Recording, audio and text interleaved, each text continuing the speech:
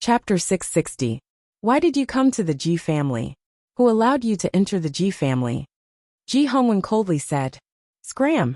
Jinwan did not expect such a scene. The moment she saw Mr. Xiao, she heard Ji Hongwen's words. She abruptly turned to look at Ji Hongwen. Dad! Since you've already guessed your relationship with the Xiao family, why do you keep avoiding me? Even when something happened, you refused to ask for my help. Right now the Ji family is in such a mess. His daughter keeps framing you. Why are you still standing here? When Mr. Xiao heard her call Ji Hongwen dad, his expression darkened. Wan, I know about all of this. Come back to the Xiao family with me. In the future, Ji Mengran's dirty water will never be able to touch you again. Hearing these words, Ji Mengran stared at Jinwan in disbelief. What Xiao family? Jinwan did not speak. Her gaze remained fixed on the ashen-faced Ji Hongwen. She did not look at Mr. Xiao any longer. Elder Xiao coldly watched Ji Mengran, who was sitting on the ground in a sorry state. It's very simple. Earlier on, the rubbish heap you mentioned is the Xiao family. Jinwan's biological father is me. Even without the Ji family, she wouldn't have suffered from hunger and cold as you wished. If only Qing Lin's temper had softened and told me about her pregnancy, everything would not have turned out this way. Furthermore, you would never have existed in this world, because she would never have married Ji Hongwen. Ji Hongwen abruptly raised his hand to cover his heart. He swayed slightly.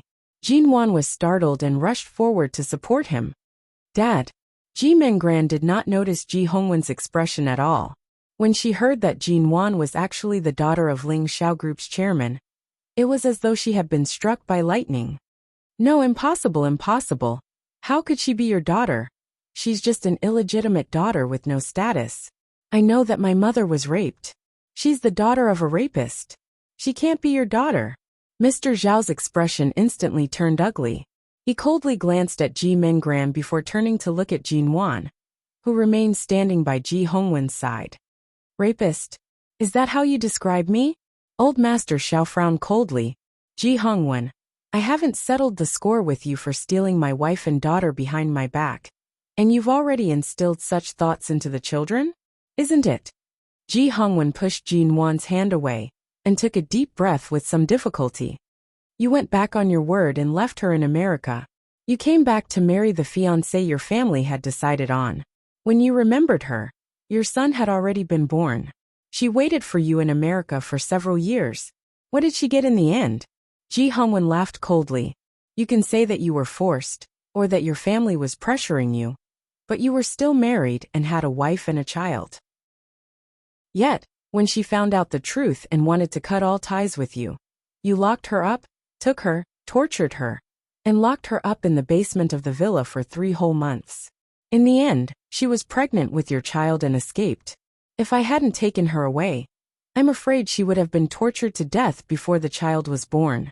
You didn't just rape her, you even abused her. Jinwan instantly raised her head to look at Old Master Xiao in disbelief. When Old Master Xiao received Jinwan's astonished gaze, his expression stiffened. He frowned and said, At that time, Qinglin couldn't return to her home. She had nowhere to go. I was afraid that she would be in a bad mood and leave on her own. So I let her live in the villa, but never locked her up in the basement. I admit that I forced her to stay, but if I had known that she was pregnant, I would have taken good care of the mother and daughter. I would have divorced her and married her, keeping her in the Xiao family openly. Even if you didn't lock her in the basement, didn't you still hide her in a place that your family didn't know about? She had no intention of interfering in your marriage, but you forced her to be the one who couldn't see the light of day. You destroyed the relationship you had with your own hands in America. No matter how strong your love was, it couldn't compare to the hurt you caused her. She didn't even know whether she loved you or hated you. If she didn't love you, she wouldn't have given birth to Jinwan. But if she didn't hate you, she wouldn't have married me with a child. If she didn't love you, she wouldn't have died holding the necklace you gave her in America. But if she didn't hate me, she wouldn't have refused to inform you of her death. Ji Hongwen coldly looked at him. The one surnamed Xiao. Back when we were studying in America, we competed fairly. In the end, I lost to you wholeheartedly. I withdrew because I believed that you could give Qing Lin a good future. But what was the result? In the end, you ruined her life. When old Master Xiao heard that Jin Wan's mother refused to inform him of her death, his eyes darkened. Jin Wan saw the eyes of this man in his 50s, who was said to be like a god in Ling Xiao group, gradually turning red. She didn't know what kind of love he had for her mother. She didn't know what kind of romance they had in America. But in the end, after he got married and had a son, he turned his love into tyrannical possessiveness and ruined her mother's life because of his selfishness and his refusal to let her go. No wonder Mo Jingxian said that if she met old Master Xiao, she might not be happy. It turned out that when she learned what happened to her birth, she was indeed not very happy. Having a powerful father was not enough to satisfy her, because this father was too powerful. So he had the ability to lock up her mother 20 years ago, and even dared to do whatever he wanted to her mother. Her mother finally flew out of that remote place with her own ability, but in the end, her wings were broken by Xiao Zhenjuan.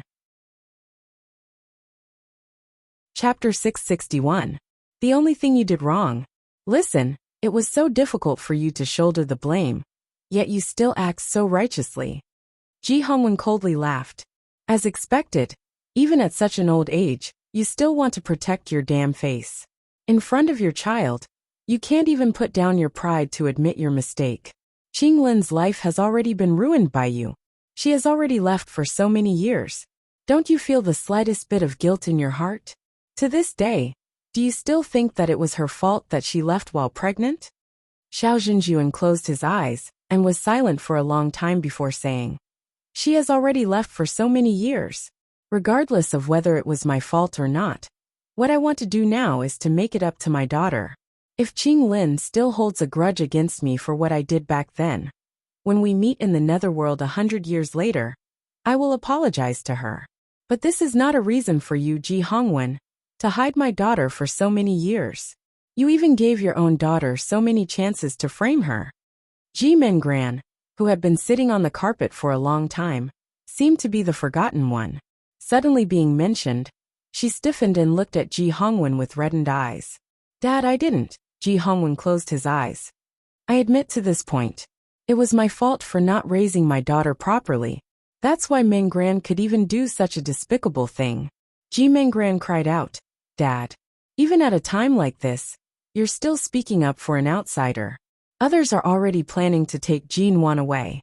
In the future, Jin Wan will no longer be your daughter. If even I am taken away by the police, do you want to spend the rest of your life alone?" Ji Hongwen closed his eyes. "Spending the rest of my life alone is much better than having a heartless and unscrupulous person by my side, who framed her own sister for the sake of the family fortune." "Hey!" Ji Mengran suddenly laughed with reddened eyes. "If Jin Wan is really the Xiao family's daughter, do you think she would still be interested in the Ji Corporation's things?" Jin Wan's hand on Ji Hongwen's arm did not leave. She coldly said, "Don't use your brainless mind to guess at me. Dad is currently in his 50s. If it weren't for you causing him to act up, he would still be in the prime of his life.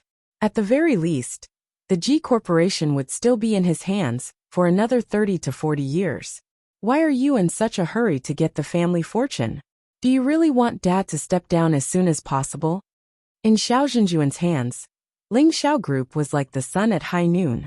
Since they were classmates when they were studying in America, they were the same age. For a moment, Jin Wan felt indignant. Why did Xiao Zhenjuan's body appear to be as healthy as a young man's, while Ji Hongwen was inferior to him? She had to arrange for 2 top-notch medical staff to be by Ji Hongwen's side to watch him exercise every day. She wouldn't stop until he was exceptionally healthy and strong within 2 years. Ji Mengran yelled, "I didn't say now, because the last time I went back to the Ji family, Dad kept saying that he wouldn't leave a single cent to me in the future. I never said that I would make him give up his position now. Jin Wan, you're an outsider in the Ji family. Stop trying to sow discord here." Xiao Zhenjuan coldly narrowed his eyes at the reckless Ji Mengran, before turning to look at Jin Wan. "Outsider? Wan, come back with me. As long as the Xiao family is here, you'll never be an outsider." Jin Wan didn't hesitate at all. She helped Ji Hongwen back to the sofa and sat down. At the same time, she stood up from the sofa. Without looking back at Xiao Zhenjuan, she said coldly, Mr. Xiao must have come to the Ji family, because you heard about what happened to me recently, and rushed over to do something for me. I'm very grateful for Mr. Zhao's willingness to help me, but I'm sorry, I'm not related to the Xiao family at all. I have other ways to solve my problem. There's no need for you to trouble yourself. Besides, Mr. Xiao, you should be able to tell that the Ji family doesn't welcome you. You may leave. Hearing Jin Wan's words, Ji Hongwen suddenly looked up at her. Xiao Zhenjuan wasn't surprised, but he obviously didn't expect that Ji Hongwen's biological daughter would still cling to the Ji family, even though she was so against her. Xiao Zhenjuan said seriously, in fact, you've already guessed it. Since I met you twice, with your sharp wit, you must have guessed the relationship between you and the Xiao family many times, but you always avoided it. I can respect your choice. After all, we haven't seen each other for more than 20 years, and you don't have any father-daughter relationship with me. I understand that, but now the Ji family is like an abyss. You won't get any benefits even if you stay. You'd better come back with me. After all, we're related by blood, and the relationship between father and daughter can be cultivated slowly. Believe me, as long as the Xiao family is here, no one dares to stand on your head and make trouble. As long as I'm alive, I'll definitely spoil you like a princess. You'll be the apple of my Xiao family's eye. There's no such thing as an abyss. I grew up here, and this is my home. The person sitting on the sofa is my father, Jin Wan said flatly. If Mr. Xiao had been standing outside for a long time, you should have heard Ji Mengran's complaint just now. She accused my father of favoring me since I was a child, so I've never been wronged here. As for the princess, I'm already in my 20s. How can I dream of being a princess? The Ji family used to be one of the 4 big families in High City, and I don't think it's any worse than the Xiao family. Mr. Xiao, you don't have to be so arrogant and condescending. Every inch under my feet carries my childhood memories, and the warm and happy memories of my mother in the last few years of her life. This is my route. Xiao Zhenjuan looked at her and slowly frowned. Wan. Jin Wan finally turned to look at him. Please call me Miss Ji. My relationship with Mr. Xiao isn't close enough for you to address me like this. Xiao Zhenjuan's hand, which was about to reach out to her, froze in mid-air. After a long while, he slowly lowered his hand. He turned back to look at the door behind him, and changed the topic. The police have been waiting outside for a long time. Ji Hongwen, are you still not going to throw your daughter out for committing a crime? Ji Mengran rushed to crawl to Ji Hongwen's leg. Dad, please. Before her hand could touch Ji Hongwen's leg, Xiao Zhenjuan's expression turned cold. 2 bodyguards suddenly entered the door. They stepped forward and lifted Ji Mengran up without any hesitation. Chapter 662. Ji Mengran's cries grew further and further, until the police car door slammed shut with a pung, finally cutting off her cries. Wan, are you sure you don't want to return to the Xiao family with me? Xiao Zhenjuan turned to look at Jin Wan after it finally quietened down. Jin Wan glanced at the door. Mr. Xiao brought bodyguards here today. Is it to kidnap Ji Mengran, or to forcefully take me away from the Ji family? Xiao Zhenjuan's expression faltered. Ji Hongwen immediately snorted coldly. He has been despotic for too long. Back then, he used forceful methods to bring your mother back home. Now that he has decided to acknowledge you as his daughter, of course he will use the same methods to take you away. Xiao Zhenjuan's gaze faltered. He softly said, the bodyguards won't touch you. It's up to you whether you want to return to the Xiao family with me or not. But I still hope that you can think it through and come back with me. That time when I met you alone, you mentioned your mother. I know that you are sensitive and won't easily compromise. I won't use too forceful methods. Don't worry. Jin Wan did not speak. Ji Hongwen sneered. That's right. Back then, Qing Lin was alone in America. There was no one to support her. She was forcefully taken away by you, and no one dared to stop her. By the time I found out, everything had already happened. But Jin Wan is different. The person standing behind her is Mo Jingshan. He is someone that even you, an old thing who has dominated the domestic business world for decades, dare not provoke.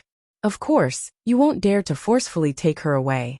Otherwise, even if Mo Jingshan turns the Xiao family upside down, he will definitely find her. Must you stand between me and my daughter, and use such a method to sow discord? Xiao Zhenjuan's expression turned ugly. The grudges from decades ago will be settled between the two of us. Nuan is my daughter, who was lost for more than 20 years. Even if you are angry for Qing Lin, you shouldn't forcefully take my child. I sow discord, Ji Hongwen sneered. The truth is right before your eyes. Do you still need me to sow discord? Because of Mo Jingshan's existence, you didn't provoke her too much, but you have long wanted to bring her back to the Xiao family. You've been thinking about this for a long time. I've asked her to go back to Ji City and visit Qing Lin's hometown. I think Jin Wan is very familiar with her mother's hardships and helplessness. At Jin Wan's age, we can't fool her with just a few words. She has her own feelings and thoughts. Don't think that everyone is your employee or your puppet, and can do whatever you want her to do. I don't need this daughter of mine. If she wants to leave, I won't stop her. But if she refuses to leave, she will still be my daughter. Ji Hongwen's eyes widened as he looked at Jin Wan and Ji Hongwen. You're right, Jin Wan, Ji Hongwen. You can't fool her with just a few words. She has her own feelings and thoughts. Don't think that everyone is your company's employee or your puppet, and she can do whatever you want. Xiao Zhenjuan placed one hand behind his back. Ever since he entered the Ji family's home, he had been standing there with his back straight. Although he didn't do it on purpose, he still exuded the aura and demeanor of a superior. He said coldly, as long as you can protect her, I don't have to disregard our families, vow to come here early in the morning to take her away. This time, Ji Mengran's various tricks and frame-up against her are extremely vicious. A while ago, I found out something from the old servants of the Ji family, who left many years ago. When Nuan was only a teenager, you married that Shun Haru into the family, and allowed her to bring her son, Sheng Yihan, into the Ji family. What was the result? In the end, because of your negligence, she almost made a huge mistake. She was almost raped by that brat, and in the end she suffered from the cold. Ji Hongwen's expression faltered. He paused and turned to look at Jin Wan. This was a knot in Ji Hongwen's heart for half of his life. Earlier, because of this matter, he vented his anger on Ji Mengran. He hated her very much, but he had to admit that this was indeed because of his negligence back then. Jin Wan's cold voice rang at this moment. Mr. Xiao, even if I grew up in the Xiao family, I might not have lived a better life than here. The Xiao family's business is so big, and there are so many people. Mr. Xiao is usually so busy. Can you guarantee that you won't be negligent? The grace of raising someone is greater than the heavens. You're nitpicking at my father's efforts all these years. Aren't you going a little too far? Xiao Zhenjuan watched her figure that kept her face turned sideways. Nuan, you also said that he raised you. That means he acknowledges that I'm your biological father. Must you speak to me like this? Jin Wan turned to look at him. I'm the one involved in the decision to raise him. I have the clearest and most obvious understanding of how to choose and how to do it. The right lies in my hands. Mr. Xiao doesn't seem to have the right to morally blackmail me. Xiao Zhenjuan choked. Jin Wan's stubbornness was really like his. If he could soften a little, he wouldn't have ended up like that with her mother. It was precisely because he knew himself too well that he understood Jin Wan. At this time, nothing he said or did could change her mind. He could only treat time as a good medicine, and let it seep in little by little. Perhaps only then could she face the fact that her surname was Xiao. At this moment, Jin Wan's cell phone rang. She turned to answer it. She didn't go to the company yesterday on Monday. Today, the company had something to do, and she had to rush over.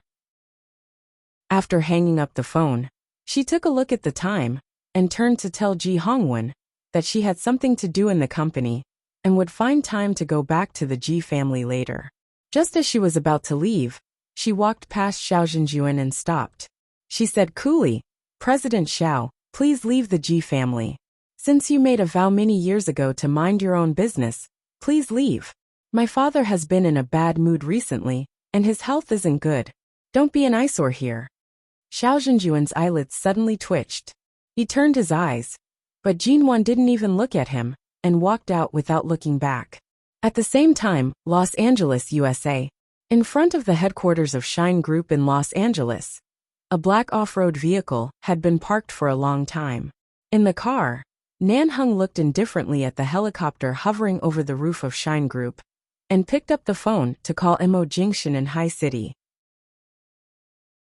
Chapter 663. After Jin Wan returned to the company, her phone rang several times, but she was busy with the meeting and didn't answer.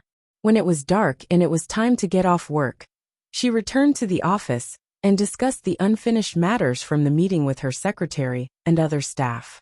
She was busy until 6 or 7 o'clock in the evening. Her phone, which she had forgotten to charge, had run out of battery, so she didn't notice who called her in the afternoon. When she was finally done, Xiaoba returned to the assistant's office to work overtime, while Jin Wan stayed in the CEO's office to review the documents she had left behind yesterday. After reading them, she sat alone in the quiet office, thinking of what happened at the Ji family this morning. She had never thought deeply about her identity, especially when she learned that she might be related to the Xiao family. If Ji Hongwen hadn't specially asked her to return to Ji City and revealed that he wanted to have a showdown with her, she would rather not know anything and just be a good daughter of the Ji family. But today, Mr. Zhao's sudden appearance caught her off guard. Perhaps if Ji Mingran hadn't gone too far, and Xiao Zhenjuan couldn't stand it anymore, perhaps he wouldn't have come so hurriedly to reunite with her. But today, when she suddenly learned of her mother's entanglement with those two men, Jin Wan really didn't expect it. On the other hand, what Xiaoba didn't expect was to see Mo Jingshan come to their company in her lifetime. Xiaoba was working overtime in the assistant's office at night. Halfway through, she went out to pour a glass of water, but she suddenly saw COMO. When they were still a studio in High City, several of their colleagues had discussed excitedly in private, wondering when COMO would come in person, which would definitely cause a considerable sensation. However, before they realized this idea, Jin Wan had gone to the UK. Since then, it seemed that Mo Jingshan had never really stepped into MN Group, which belonged to Jin Wan. She didn't expect that one day, CEO Mo would really come. The receptionist on duty recognized him and learned from the news that he and Jin Wan were husband and wife, so she didn't dare to stop him. So there was no need to announce COMO's arrival. When Xiaoba saw him, he had almost reached the door of the CEO's office. CEO Mo? Xiaoba was holding a cup of water. It was hard to tell if his face was filled with excitement or confusion. What are you? Is she in the office? Mo Jingshan asked. Xiaoba quickly nodded. Yes, boss is in the office, but she should have finished her work at this time. But she hasn't gone home yet. It's probably because it's too late, and she wants to rest in the office for the night. Mo Jingshan did not speak further, and went straight to his office. Xiaoba didn't dare to knock on the door or inform Jin Wan. Anyway, CEO Mo wouldn't eat her. Even if he did, it was reasonable and legal. She didn't dare to interfere, so she quietly went back to her assistant's office with a glass of water. Jin Wan was not in the office. As Xiaoba said, she was in the break room. She couldn't make it to the company for Monday's meeting, so the meeting was moved to tomorrow morning. Since it was too early, she decided to stay at the company. There was a balcony outside the floor-to-ceiling windows of the break room. Jin Wan stood by the window. The window was not closed, and the door to the office was not closed. Mo Jingshan entered the office. The moment he reached the break room, he saw her back view. The little woman's arms were crossed over her chest, her long hair fluttering in the wind. The shawl she wore in the office was also fluttering in the wind. Mo Jingshan stood there for a while and didn't enter. He turned to her desk to pick up her phone, only to see that her phone was out of battery. After about 10 minutes, the man walked to the break room. Jin Wan didn't seem to hear him. She still stood there. Outside the window, High City was brightly lit, and the world was filled with endless prosperity. But as she stood there, it was as though she was standing in this endless prosperity. Her entire body was cold and cheerless. It wasn't until Mo Jingshan approached that Jin Wan heard him and turned around. She suddenly looked at him and blurted out, "How many times did my phone ring in the afternoon? Were you the one who called?" With that, she closed the window, After all, standing here for a while, the wind was indeed a little cold. She turned to walk out. She didn't plan to stay in the break room any longer. But the moment she brushed past the man, he reached out and held her wrist. Feeling the coldness of her hand, Mo Jingshan's brows furrowed. High City's weather is gradually getting colder. Why aren't you resting after work? Why are you standing by the window in the cold wind? Jin Wan's hand was indeed cold, but she was wearing autumn clothes and had a shawl on, so she wouldn't catch a cold. However, her hand was indeed very warm when held by him. She didn't turn back to look at him, only saying, "It's not cold. Being in the wind for a while will keep me awake." The man didn't allow her to return to the office. He pulled her back to his side and touched her face with his other hand. It was also cold, but thankfully, the coldness was only on the surface of her skin and wasn't a big problem. There was a clock on the wall in the break room. Jin Wan glanced at the time. "It's so late. Why did you come to my company?" He didn't look at the time, but lowered his head to look at her. "Did you return to the Ji home in the morning?" Ji Mingran was taken away by the police? Mr. Xiao also went to the Ji home. As expected, nothing could be hidden from him. Regardless of whether it was his guess, or everything was within his expectations, there didn't seem to be anything to hide. Jinwan lowered her head. "I don't want to talk about anything related to the Xiao family. Ji Mingran's matter has finally come to an end. I've worked all day and am very tired. If you don't have anything else to do, I'm returning to Los Angeles tomorrow. Have a good meal with me tonight, and?" The man's abrupt words caused Jin Wan's expression to falter. For a moment, she forgot to pull her hand out of his. Seeing Jin Wan's startled expression, Mo Jingshan lowered his head to look at their intertwined hands. He didn't let go and instead held her even tighter. "Let's go to your company and find a random restaurant. You haven't eaten tonight. Let's go eat together?" Jin Wan finally returned to herself. She was about to pull her hand out of his but couldn't. "Oh, then let's go eat. But can you let go of my hand?" Mo Jingshan didn't release her hand. He watched her and chuckled lightly. "It's rare for me to have a chance to pick Mrs. Mo up from work and have a meal together. How could I let go of your hand?" Jin Wan rolled her eyes at him. "Don't you want to eat? I'll go get my bag." "I'll help you." Jin Wan glanced at the hand he was holding and pursed her lips. Chapter 664. For a man like Mo Jingshan, it took too much courage to stand by his side again. She had to give up too much. It wasn't that she couldn't do it, but Jin Wan picked up her bag and went out with him. In the elevator, she lowered her eyes to look at the ground. Her eyelashes hid the shadow in her eyes. In fact, it also took courage to watch Mo Jingshan return to America. He still had an impression of the 10 years he left. To her, America was a huge shadow, but Shine's headquarters was still in Los Angeles. Mo Jingshan squeezed the hand she obediently placed in his palm. He looked at her in the mirror and said mildly, "You can't bear for me to leave? You want me to stay in High City?" Jin Wan was startled and raised her eyes. No. It was impossible for Shine to move back to the country like MN Group. It was unrealistic for him to stay in High City forever. She had never thought about it. Mo Jingshan stared at her face, his thin lips curved slightly. After watching her for a moment, he said calmly, "In the next 3 years, I've completely renovated and rebuilt the U Garden. If you want me to stay in High City, the condition is that you come back to the U Garden with me." Jin Wan. She was surprised. "U Garden has been renovated and rebuilt?"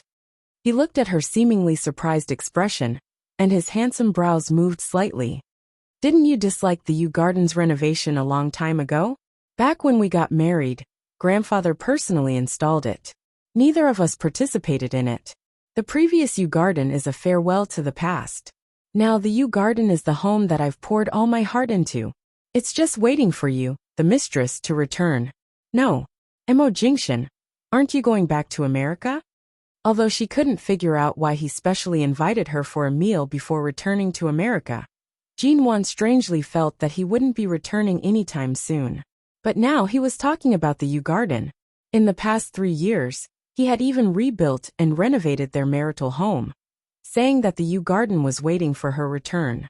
Could it be that he planned to stay in High City in the future? The two went to a Western restaurant below her company. After entering the restaurant, the waiter arranged a quiet and elegant table for them. Mo Jingshan finally released her hand and let Jinwan sit down. Most of the dishes were ordered by Jinwan. Mo Jingshan only ordered a steak, and the other dishes that were gradually delivered to the table were all ordered by Jinwan. Most of the time, Mo Jingshan watched her eat. The portion sizes in this restaurant are very small. Do you think a small piece of steak like yours will fill you up? Jinwan picked up a piece of foie gras with a thin piece of bread, while looking at the steak in front of Mo Jingshan that had barely been touched. I'm not very hungry. You're not very hungry, but you specifically came to me for dinner. Jinwan speechlessly picked up another piece of foie gras from the plate in front of her with bread, put some Western side dish leaves in it, and handed it to him. Eat this. Seeing that her words were hard, but her heart was soft. She clearly did not say a single word of reluctance, yet her expression seemed as though she was afraid he would be hungry. Mo Jingshan smiled and accepted it gratefully. He also gratefully ate the foie gras she had rolled. After that he continued to watch her eat, and in the end, she couldn't control herself. Fortunately, she ordered a lot and put all the food on the plate in front of him, forcing him to eat more. In autumn, there were many rainy days in High City. When they left the company, the weather was clearly fine, but after eating it rained. It was only a 5-minute walk from the company's main entrance. The two did not drive or bring an umbrella. Mo Jingshan sent her back to the company, but in just a few minutes, the two of them were drenched in the rain. Even though Mo Jingshan's temperament was not affected in the slightest by the rain, Jinwan still mercifully allowed him to take a shower in her break room. She also asked the nearby 24-hour shopping mall to send a change of men's clothes over. Mo Jingshan showered and dried his short hair. Although it no longer dripped water, it still fell slightly on his forehead, causing the originally cold and stern man to appear more seductive and abstinent. He changed into a set of black shirt and trousers that she had just asked the shopping mall to send over. It was the brand he usually wore. Perhaps the two of them did not need to put on a show to understand each other, but such a small detail and habit was enough to show that their relationship as husband and wife was actually quite peaceful. Aside from the various entanglements and misunderstandings that had occurred in the past, there was nothing wrong with it, as long as they were not divorced. Seeing that the man had changed and come out, Jinwan, who had also just gone to the vice president's break room to take a shower, glanced at him. In an instant, many thoughts flashed through her mind. Jinwan. Mo Jingshan looked at her and instantly caught her stunned expression, because he was wearing the clothes she had bought for him. He remained calm and collected, his voice low and heavy. Have you thought it through? Do you want to move back to the U Garden with me? Moving back to the U Garden meant that he wanted to let go of the past and resume their married life. She would still be his Mrs. Mo. Jinwan sat at the end of the bed in the break room and casually picked up a pillow to hold in her arms. She lowered her head to look at the pillow in her arms, cleared her throat, and said, "Let's talk about it when you come back from America. After all, you have so many things to deal with in America. I don't even know when you'll be able to return to High City. I don't have time to think so much right now." Mo Jingshan looked at her without a word. Jinwan coughed dryly. "You've showered and changed your clothes. It's time to go back, right? I'll stay at the company tonight. I won't keep you." Jinwan, you know that my break room isn't as big as the one in your office. It's small enough for me to live alone. Don't even think about staying here. It was true that her break room wasn't big, but it wasn't so small that it couldn't even accommodate one Mo Jingshan. Mo Jingshan walked over and single-handedly took the pillow from her arms, throwing it back onto the bed behind her. He calmly said, "I'm returning to America tomorrow. Are you planning to draw a line with me after I shower and leave? You said you'll wait for me to return from America. If I really do come back, I'm afraid you'll have already fled to Java. I won't even be able to catch you. Don't think I don't know that you're as slippery as a loach right now." Jinwan, he calmly asked, "Are you going back to the U Garden?" Jinwan glanced at him. "I already said, we'll talk about it when you return from America. Are you sure you won't run?" Jinwan felt guilty. High City is only so big. Where can I run to? It's not like I can return to London.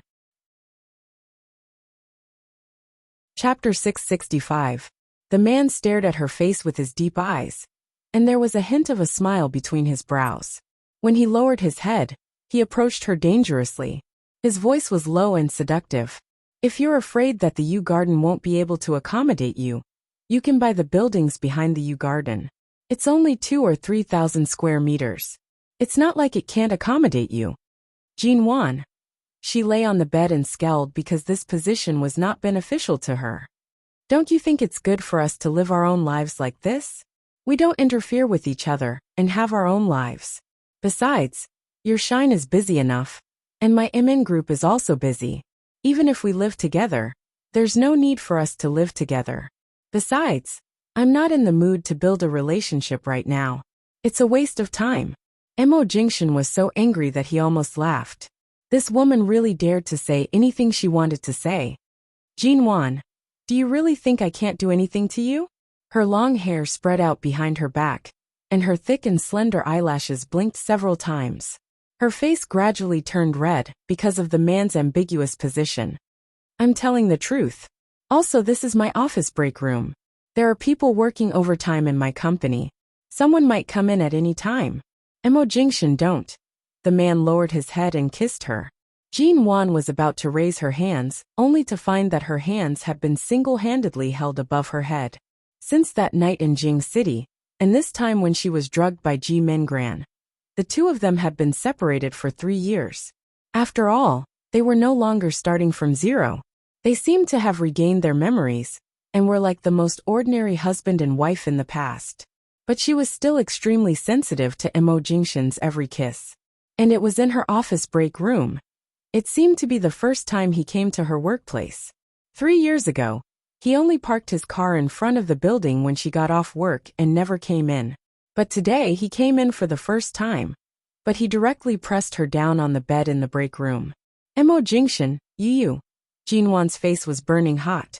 It was no different from when she was drugged. She had clearly pestered this man in Aolan International the night before yesterday. Last night, she went to bed too early and didn't know how he slept. It had only been one night, but he had already come here. Just as Jean Wan was feeling suspicious, the man's hand had already reached under the skirt of her business attire. Mo Jingshan, do we still need you to worry about our relationship? The man's voice was right by her lips, low and husky. Jean Wan struggled to free one of her hands, but the man easily pressed it against her side. If you dare to do it to me in my office, ugh. Jean Wan almost cried out, let me go.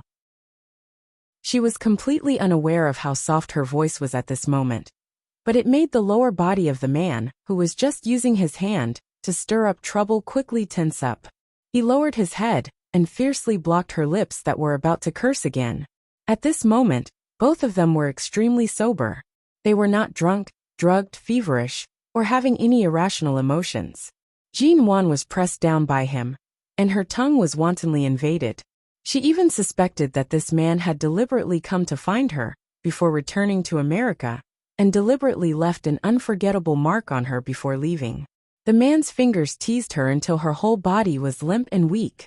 No matter how she resisted, she could not suppress her body's reaction. After all, her body was too familiar with Mo Jingshan. Although 3 years had made her more cautious and sensitive, just these 2 times were enough for her body to recall many things in the past. And each time, Mo Jingshan spared no effort. Even though they had been entangled for who knew how long in Aolan International the night before and yesterday morning, when the man sank into her, Jean Wan could not help but let out a low gasp. She lowered her head and bit down on his shoulder. Mo Jingshan, you said you're going back to America tomorrow, and that you want me to accompany you for dinner. Your purpose is to squeeze me once before you leave. Once. It should be more than once. He moved harshly. When Jean Wan raised her head to moan, he chuckled softly, panting slightly. You didn't answer the phone in the afternoon, so I had to come to see for myself. I didn't expect all this to happen in your office, but I have to admit that it's not bad. Perhaps Jean Wan was afraid that Xiao Ba, who was in the nearby assistant's office, would hear them, or that other employees who were working overtime might hear something when they passed by. So Jin-won did not dare to struggle too much. It was precisely because she was extremely obedient that the man's kisses moved from her brows to her eyelids, to the tip of her nose, her lips, her cheeks, her chin, and her fair neck. He even gradually began his own rhythm. Every deep kiss made Jin-won involuntarily bite her lips. In the end, the man had almost stripped her of her clothes, but the shirt and trousers she had just bought for him were still there. Jin-won's fingers gripped his clothes uncontrollably, and her voice was as soft as a cat's. You should hurry up. Mo Jingshan bit her ear. Are you sure you want me to hurry up on this kind of thing? Jin-won. What was wrong with this man today? Usually, he would take things slowly with her step by step. Why did it seem like he was cutting off all means of retreat today? She could not help but bury her head against his neck, her tone filled with uncontrollable grievance. Yesterday morning, my entire body was so sore that I couldn't get out of bed. Why didn't you ask me if I couldn't take it? Besides, the night before yesterday, I only clung on to you because I had no choice. What are you doing now? Aren't you clearly using tomorrow's return to America as an excuse? The man chuckled softly. Now that your wings are so firm, do you think I would dare to bully you? Then what are you doing now? We're husband and wife. What do you think I'm doing? Jin-won sobbed softly, because of his sudden action of lowering his waist. Even if we didn't divorce, after 3 years of our relationship, it's no different from a marriage of convenience. It's just that we're husband and wife in the eyes of the law, but in reality, this is a marriage of convenience. The man's breathing became heavier and more chaotic as he lowered his body. However, he also became more languid. Isn't this the true meaning of being husband and wife? This time, it doesn't count. The man was probably very satisfied with her hoarse and low panting voice. He leaned down by her ear and bit her earlobe, speaking in a low and heavy voice. Jin-won, it doesn't matter if you admit it or not. You're destined to be my woman. You can't escape even if you want to. Jin-won's knuckles turned white from gripping his shirt. Her eyes gradually became misty from sweat. The man used his fingers to stroke her eyelashes and eyes, then reached out to help her lift her sweaty hair that was stuck to her cheeks. Jin-won took the opportunity to raise her head to bite his hand. However, she heard the man chuckle above her head. 3 years ago, you didn't have this habit. Recently, I realized that whenever you can't take it anymore, you like to bite others. You like to bite me so much?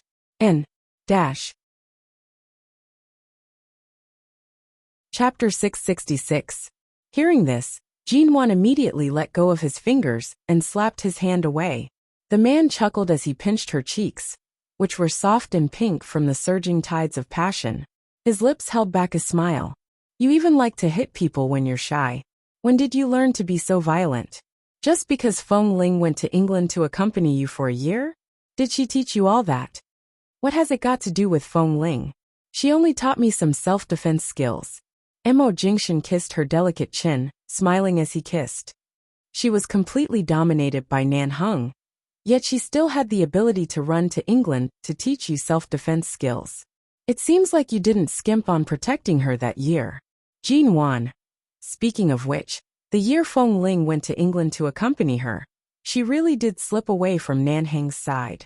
Later on, when Nan Hung went to kidnap her back, it was quite a scene, but Feng Ling did not appreciate it at all.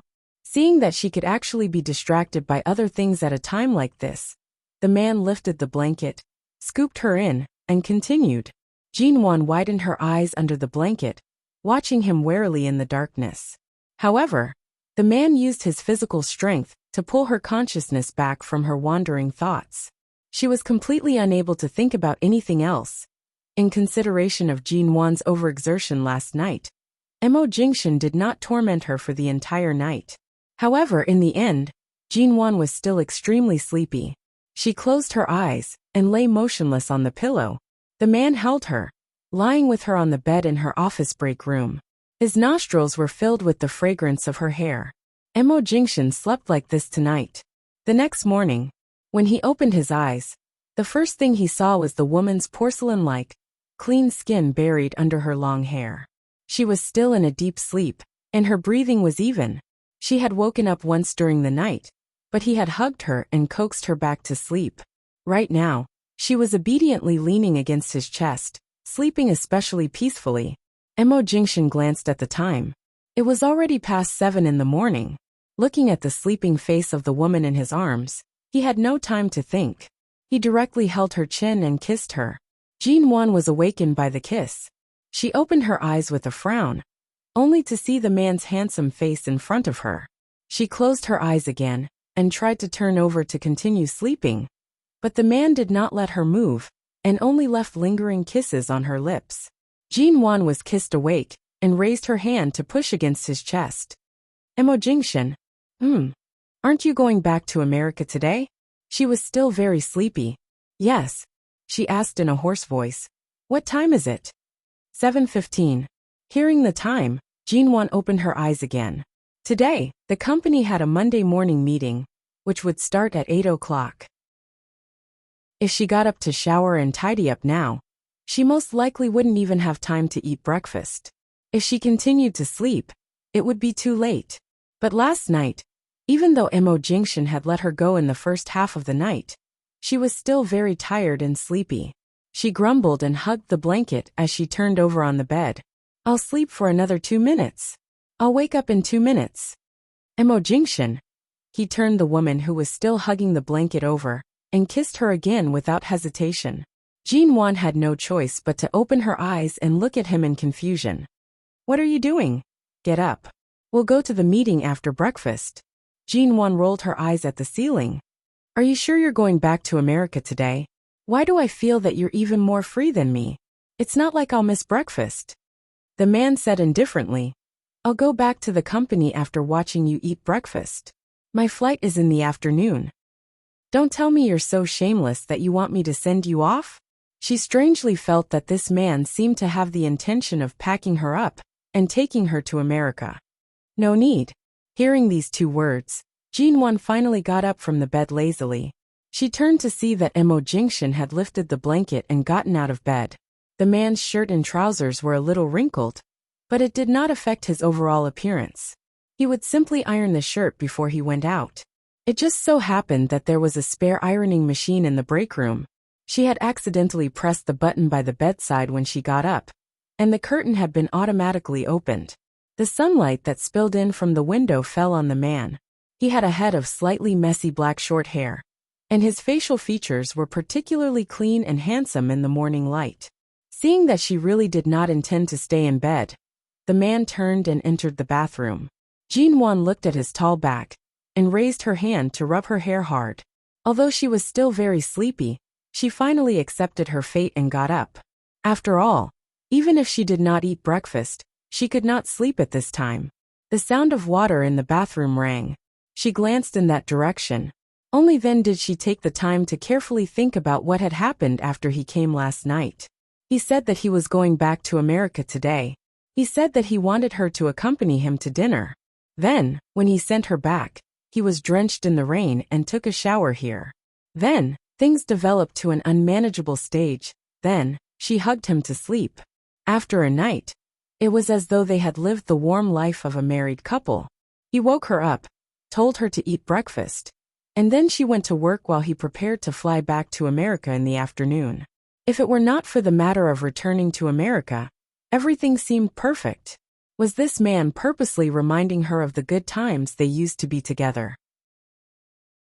He wanted her to remember all of this and obediently return to his side when he returned from America? Logically speaking, Jin Wan should be angry at this man for every step he took. However, the moment she remembered that he was about to return to America, and she didn't know when he would be back, the anger she felt immediately dissipated. Mo Jingshan only used the bathroom for a few minutes. After all, they had both showered after last night. He simply washed up and came out. Seeing that he had come out, Jin Wan could only get up to wash up as well. After tidying up, she pushed open the bathroom door and was about to leave when she remembered that this was the company and that there would be a meeting soon. She picked up her bag and put on some light makeup. After she was done, she turned to find that the tall and handsome man was leaning against the door frame. His deep, black eyes were focused on her for a long time. Her hand that was applying lipstick almost went crooked. She hurriedly wiped it twice before putting it down. She coughed dryly. Why are you looking at me like that? The man watched her, speaking softly. Actually, waking up together like this every day, washing up, and standing by the side to watch you put on makeup is also a form of enjoyment. Jinwan. Was this man saying sweet nothings to her? When they went to eat breakfast, Jinwan was dressed in the formal attire she had prepared for the meeting. However, she was afraid that the fragrance of breakfast would spread to her body, so she put on a light blue jacket. The man was usually exceptionally patient with her. Today he was even more patient. Chapter 667. Mo Jingshan was clearly pleased by her obediently allowing him to lead her out of the office. However, after leaving the office, Jinwan's face immediately became thin. It was almost time for work. There were many people in the company. Even if they entered the CEO's exclusive elevator, there would still be many people in the lobby on the first floor. But at this time, even if she wanted him to let go of her hand, this man clearly had no intention of letting go. Thus, early in the morning, the CEO of Shine Group, Mo Jingshan, and the CEO of MN Group, Jinwan, suddenly appeared at MN Group. The cold and noble man, and the elegant and beautiful woman walking together, were destined to be a very eye-catching scene in front of the company. Fortunately, Mo Jingshan had long announced their relationship in front of the media. Even if the group of employees in the company was curious about the gossip, they knew they were husband and wife. No matter how much gossip there was, they could not spread it. When they walked out of the company, Mo Jingshan's hand touched a few of her fingers. Although Jinwan liked the silver ornaments she bought in G City last time, she only wore them occasionally. They were not suitable for daily wear. After all, these small ornaments that were similar to art could easily scratch her clothes. Mo Jingshan lowered his eyes to look at her hands. They were clean. Regardless of whether it was her wrists or fingers, she was not wearing anything. He calmly asked, "The blue diamond I gave you, did you leave it at home and treat it as trash? I've never even seen you wear it out." "Trash," Jinwan said. "I wore it once at a banquet, but the 10-carat blue diamond was too eye-catching, so I didn't usually wear it. I gave you that blue diamond so that you could hide it at home. Otherwise, you can either use it to embed on a ring and make it into a suitable wedding ring for you, or you can buy a new one." Jinwan. When they were together, Mo Jingshan rarely bought gifts, but this man seemed to be keen on buying gifts for her now. Or, he was keen on letting her wear his ring. The breakfast shop downstairs of the company was also very close. After a simple breakfast, Jinwan hurried back to the company, because the meeting was about to start at 8 o'clock. Mo Jingshan looked at the empty bowl opposite him and stood there, not in a hurry to leave. The waiter of the breakfast shop came to take away Jinwan's bowl and chopsticks. At this moment, Mo Jingshan's cell phone on the table suddenly vibrated. He glanced at the caller ID and picked up the phone. "President Mo, something happened." His eyebrows didn't move as he calmly said, "I already know. The afternoon flight back to America. If there's anything, go find Nanheng first." After that, it was unknown what was said on the phone. Mo Jingshan was silent for a moment before asking, "Have you found the person?" "I found him. It's Akib's younger brother. He's been planning for 3 years to avenge his brother." The remaining members of the Cambodian gang were not in Los Angeles or China, so they couldn't be completely wiped out. The remaining members are all together now. In the past 3 years, they've made connections in America and bought people from various places. To be able to make connections in America, it can be seen that Akib's younger brother is more capable than his elder brother. Yes, now the underground people in America dare not provoke them directly. By the way, COMO, there's another thing. Speak. A few days ago, we found Shi Nianj in Washington, who has been missing for a year. Shall we inform Dr. Qin? Mo Jingshan said mildly. The people he sent have already found them. There's no difference whether we inform them or not. This is their own problem. There's no need to interfere. I'll give him a call before I leave. Okay, I understand. After hanging up the phone, Mo Jingshan threw the phone aside, looked at the untouched wonton in front of him, remembered Jinwan's satisfied look when she ate the bowl of wonton, and picked up the chopsticks to eat carelessly. It had been 2 days since Mo Jingshan returned to America. Jin Wan's working state seemed the same these days, but only she knew how absent-minded she was. After 2 days, she couldn't help removing Mo Jingshan's WeChat from the blacklist. She was about to ask him how he was doing after returning to America, but when she clicked on his profile picture, she found that Mo Jingshan's WeChat profile picture had been changed. But the picture he changed was, it turned out that when he held her to sleep in her office break room that night, she leaned against his arms in a deep sleep, and he took a picture of her face. At the time, she was in such a deep sleep that she didn't notice that the man had actually taken a photo of her sleeping. In the photo, she was clearly sleeping, leaning against his chest, and the man's handsome chin was in the photo. Although it was only a part of his chin, any acquaintance would be able to tell that it was Mo Jingshan at a glance. She was really convinced that he changed the picture of her and the scenery outside the car window and replaced it with a picture of him sleeping with her in his arms. She really wanted to throw him back into the blacklist. Jin Wan's temples throbbed. She resisted the urge to shove him back into the blacklist and sent him a WeChat message. She originally wanted to say hello, but in the end it became, "You took a picture of me while I was sleeping. Why didn't I know you had this kind of hobby before? How dare you use it as your profile picture? If you don't change it, you'll stay in the blacklist forever." After sending the message, half an hour passed, but she still didn't receive a reply. Did Jin Wan think that he might not receive the message after she pulled him out of the blacklist? Or was there something wrong? She thought for a while and waited for another half an hour, but there was still no reply. She could only send a black face emoji. An hour later, there was still no reply. Jin Wan finally realized that maybe Mo Jingshan didn't have time after returning to America, or maybe he changed to another phone. Or, since she put him on the blacklist, he hadn't used WeChat again? Since she registered this thing for him, it was rare for her to take the initiative to send him a message, but as long as she sent it, he would definitely reply, and it wouldn't be long before he replied. Was he too busy? It had been so long. Jin Wan couldn't take back the 2 messages even if she wanted to.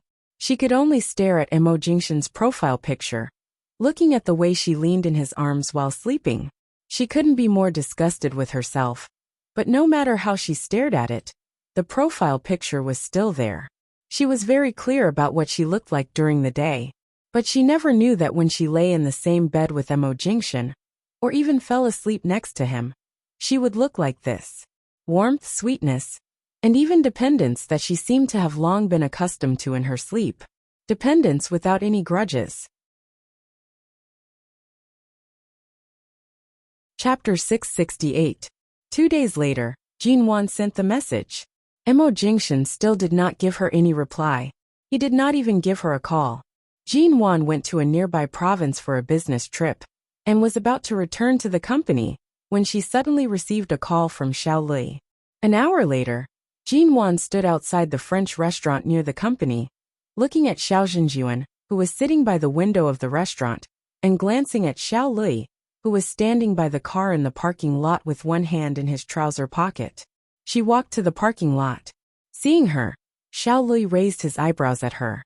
"It's not that I don't want to let you go. It's just that my father hasn't been eating or sleeping well these days. He wants to see you but is afraid that you won't see him. So he asked me to find a way to ask you out. He wants to talk to you." "When did you know I was your sister?" Jin Wan didn't say anything, but after all, Xiao Li was good to her. She couldn't be hostile to him, so she asked him directly. Xiao Li raised his eyebrows, put one hand in his trouser pocket and chuckled. "What do you think? Did you know I was your sister when you suddenly kidnapped me to the villa halfway up the mountain?" Xiao Li looked at her for a moment and said, "It was just a guess. My father didn't know about your existence." Later, a relative of an old servant we hired, who used to work for the Ji family, accidentally mentioned these things. "My father became suspicious of your mother's marriage to the Ji family. After a series of investigations, he found out your birthday and suspected that you were not Ji Hongwen's biological daughter. However, even if you're really not from the Ji family, your relationship with me is at most that of a half-sister. I don't have any feelings for a sister like you who appeared out of thin air. But you happened to bump into my gun. When I was about to take Shirnianj away, you saved the little beauty that I yearned for. Tell me, when I know that you might be my sister, what should I do? Xiao Li said as he took out a cigarette and put it in his mouth. But because Jin Wan was standing too close to him, he didn't light it. He just looked at her roguishly. Although I'm really annoyed by you, I can't hurt you. At that time, I had no choice but to take you away and ask the servants in the mid-mountain villa to give us the few strands of hair you left on the bed. I took them to do a paternity test and confirmed that your surname should be Xiao. If Mo Jingshan hadn't appeared and taken you away after I investigated your background, I'm afraid I would have taken you back to the Xiao family at that time. Ashes to ashes, ashes to ashes. If I handed you over to my father, I would have a lot of peace. So, when we were in Beijing, you helped me because I'm your sister. What else? With a cigarette in his mouth, Xiao Lui narrowed his eyes and said with a faint smile, If you weren't my sister, why would I bother you? I've never been interested in women. If you weren't my sister, I wouldn't care if you were Jin Wan or Ji Leng. Even if you were swallowed by Rong Chung, I wouldn't say a word. Jin Wan. So, if I don't feel grateful to you, won't it be too much? Xiao Li snorted. You don't have to be grateful. We'll be a family in the future. I'm your brother. Just do your duty as a sister. What's a sister's duty? For example, don't take Qin's side when it comes to snatching women. I'm snatching sister-in-law for you. Can't you understand that? Jin Wan. Then I'm afraid you'll be disappointed. Don't call me brother or sister. I don't intend to acknowledge your Xiao family at all. But for the sake that you once supported me, I'll do whatever I want with you. As for your father, Jin Wan paused and turned to look at Mr. Xiao in the dining room. Xiao Lui was not dissatisfied with Jin Wan's coldness. Xiao Lui wasn't dissatisfied with Jin Wan's coldness and just smiled indifferently. I understand. He was unkind to my mother, but he loved your mother deeply for so many years. He asked for it. If I weren't a son of the Xiao family, I wouldn't have stayed in China, but now I have the responsibility of the Xiao family, so I can only do my duty as an elder brother. As for the rest, I respect your choice. The reason why Jin Wan agreed to come today was that when she was in the Ji family, she had summed up her mother's life in a few words, and she was unwilling to accept it. Some things should be talked about face to face. After all, now was the time to be frank. Jin Wan turned into the dining room. Xiao Zhenjuan still remembered that the last time he invited Jin Wan out for dinner alone, Jin Wan's attitude was not very kind. This time, when they met again after her parentage was revealed, Jin Wan was so calm that Xiao Zhenjuan couldn't understand her. Mr. Xiao. Jin Wan sat down in front of him without greeting him, put her bag aside and said flatly, I'm willing to come to see you because I gave birth to you. But that's all there is to our relationship. I hope you can understand that I'm the daughter of the Ji family. My surname is Ji. In addition, please don't disturb my father in the future. Please remember your vow not to offend the Ji family. Seeing Jin Wan straighten out her role and attitude as soon as she sat down, Xiao Zhenjuan didn't speak for a while, and Jin Wan didn't need to say more. I know you blame me, and I also know that your mother died because of severe depression. But just like Ji Hongwen said, if she didn't have this feeling for me, she wouldn't have struggled for so many years, and in the end, her body wouldn't have been ruined. Xiao Zhenjuan sighed softly. Your mother was as beautiful and outstanding as you are when she was young. She went to the United States to study on her own with a student loan and a scholarship. Coincidentally, it was the same American business school that Ji Hongwen and I studied in. Your mother and I met each other and fell in love with each other. It was a very romantic process, and we went through a lot of hardships, which made your mother and I even more loyal to you. However, decades ago, my father and grandfather were in charge of the Xiao family. They used all kinds of means to force me back to China. In order to ensure your mother's safety, and that she could finish her studies in the United States safely, I had no choice but to marry another woman arranged by my family. Chapter 669. Jin Wan smiled coldly. What's the point of telling me this? You might as well tell my mother after you die. Xiao Zhenjuan nodded. Of course I'll tell her, but I don't know if she will give me this chance and listen to me. He sighed. Yi knows that there's something on my mind, and has always been unwilling to completely take over Ling Xiao Group. If there's a day when I can completely let go and no longer have to be responsible for the family and the business, I will definitely go see your mother early. Jin Wan was still expressionless. She picked up a glass of water on the table coldly, took a sip, and then looked at Xiao Zhenjuan in front of her. Mr. Xiao, I'm not interested in when you want to die, or when you plan to hand over the family business to Xiao Li. It has nothing to do with me. Xiao Zhenjuan sighed with a smile. Before I met you this time, I had drawn up a contract to change the company's property rights. The Ling Xiao Group, including half of the Xiao family's property, will be transferred to your name. Yi has no objection to this. As long as you sign it, half of the Xiao family's property will be yours. Jin Wan immediately smiled and gently played with the glass of water in front of her. Do you think I lack money? Of course not. Not to mention that the Ji family and the Mo family are your biggest backers.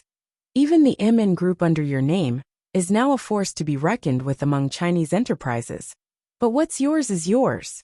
I've owed you and your mother for so many years, and didn't even know of your existence for more than 20 years. I'm just trying to make up for what I owe you. Although I know you won't appreciate it, the contract to change the property rights has been set. This is my kind intention. Jin Wan still just smiled coldly. She couldn't accept his kind intention. I know you have deep feelings for the Ji family.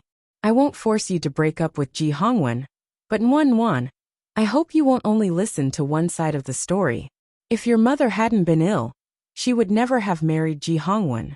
She has always been very rational. How could she get pregnant and marry another man, just because she lost control of her emotions? Xiao Zhenjuan looked at her face and said, she had encountered too many things since she was young.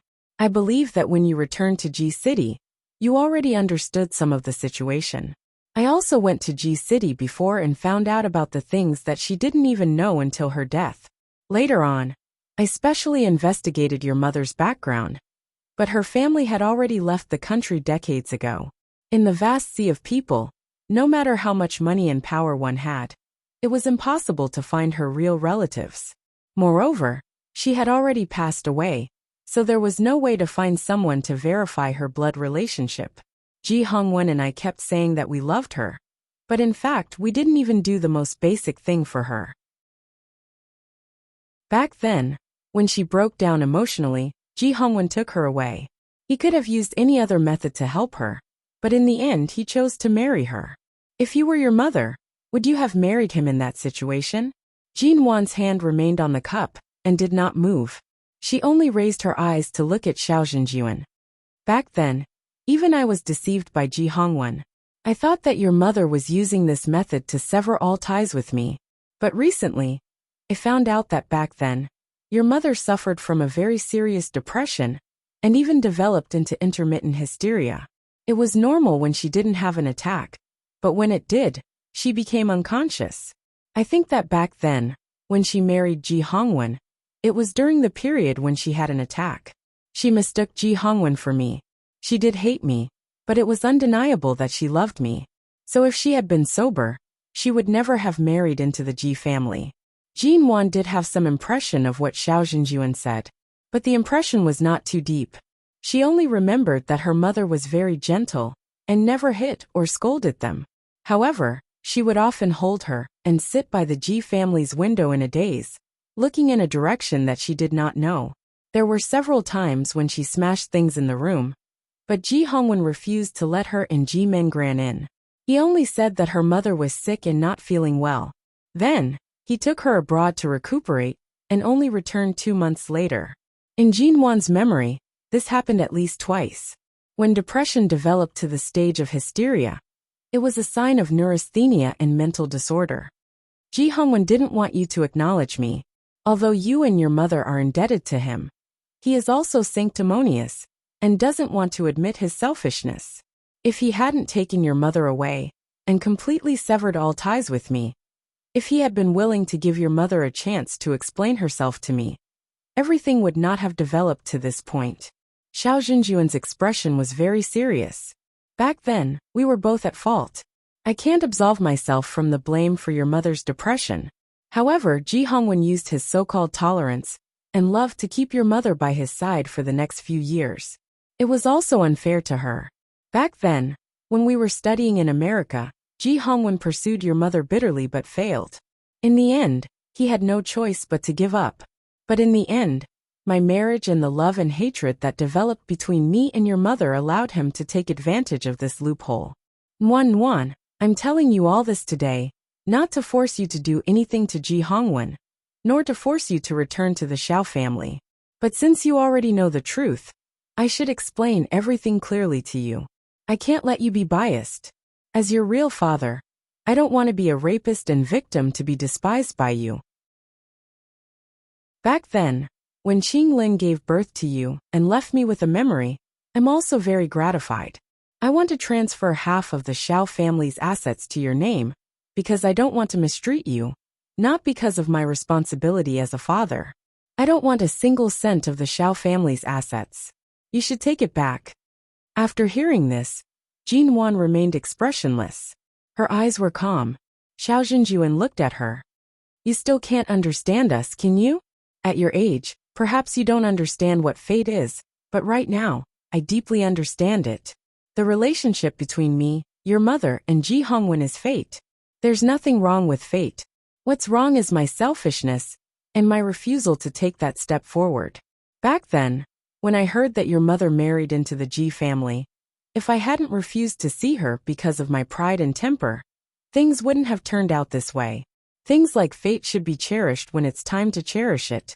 If you don't take that step forward, when you truly regret it, it will be too late. Chapter 670. After leaving the restaurant, Jin Wan drove away alone. Instead of going back to the company, she parked the car on the deserted side of the road and got out of the car when she passed the seaside on Binhai Road. Facing the boundless sea, he took off his shoes and walked back and forth on the soft sand barefoot. He looked at the footprints he had left all the way. He walked back and forth like this for a long time. When he looked back, he found that the footprints he had walked on before had been smoothed out by the waves, leaving no trace. She walked back and forth on the beach alone for a long time. When the evening was over, and the sky was getting dark, she sat down on the beach and took out her cell phone to take a look. Mo Jingshan didn't reply. Although she had found the answer to the question of her own birth, everything was as she had expected. No matter what kind of hatred the older generation had, she did not have the right to hate on behalf of her mother. Her only right was to accept it or not. The reason why she went to see Mr. Xiao today was that she didn't hate him. She just didn't accept what the Xiao family gave her now. But there was an unspeakable feeling in her heart that she couldn't release, and she didn't know how to get rid of it. After driving here, she wanted to be alone for a while, only to find that the car that had been quietly following her a while ago was parked on the road near Binhai Road. Although it was quiet, and the place where the car was parked was very hidden, Jin Wan had already found it. Wherever she went, the car followed. When she stopped, the car also stopped, always following her at a distance. After observing for a few days, Jin Wan was sure that the person in the car didn't mean to do anything to her. She guessed that this might be the bodyguard Mo Jingshan had arranged for her. He wouldn't affect her work in life, but he would be there when she needed him. Just like Mo Jingshan, he was the same now. He didn't interfere in her affairs, didn't break her wings that she had grown with difficulty, and didn't affect her work in life. But he would always be there when she needed him. But after returning to the United States, he hadn't contacted her for several days and didn't even reply to her messages. Jin Wan was now sitting on the beach staring at her cell phone, lost in thought. She didn't know whether it was because of what Mr. Xiao said today, or because of the man who hadn't replied to her. Didn't he say he would return to High City after returning to the United States? Didn't he ask her if she wanted to go back to the Yew Garden with him? In the end, after returning to the United States, he didn't even reply to my messages, not even a call.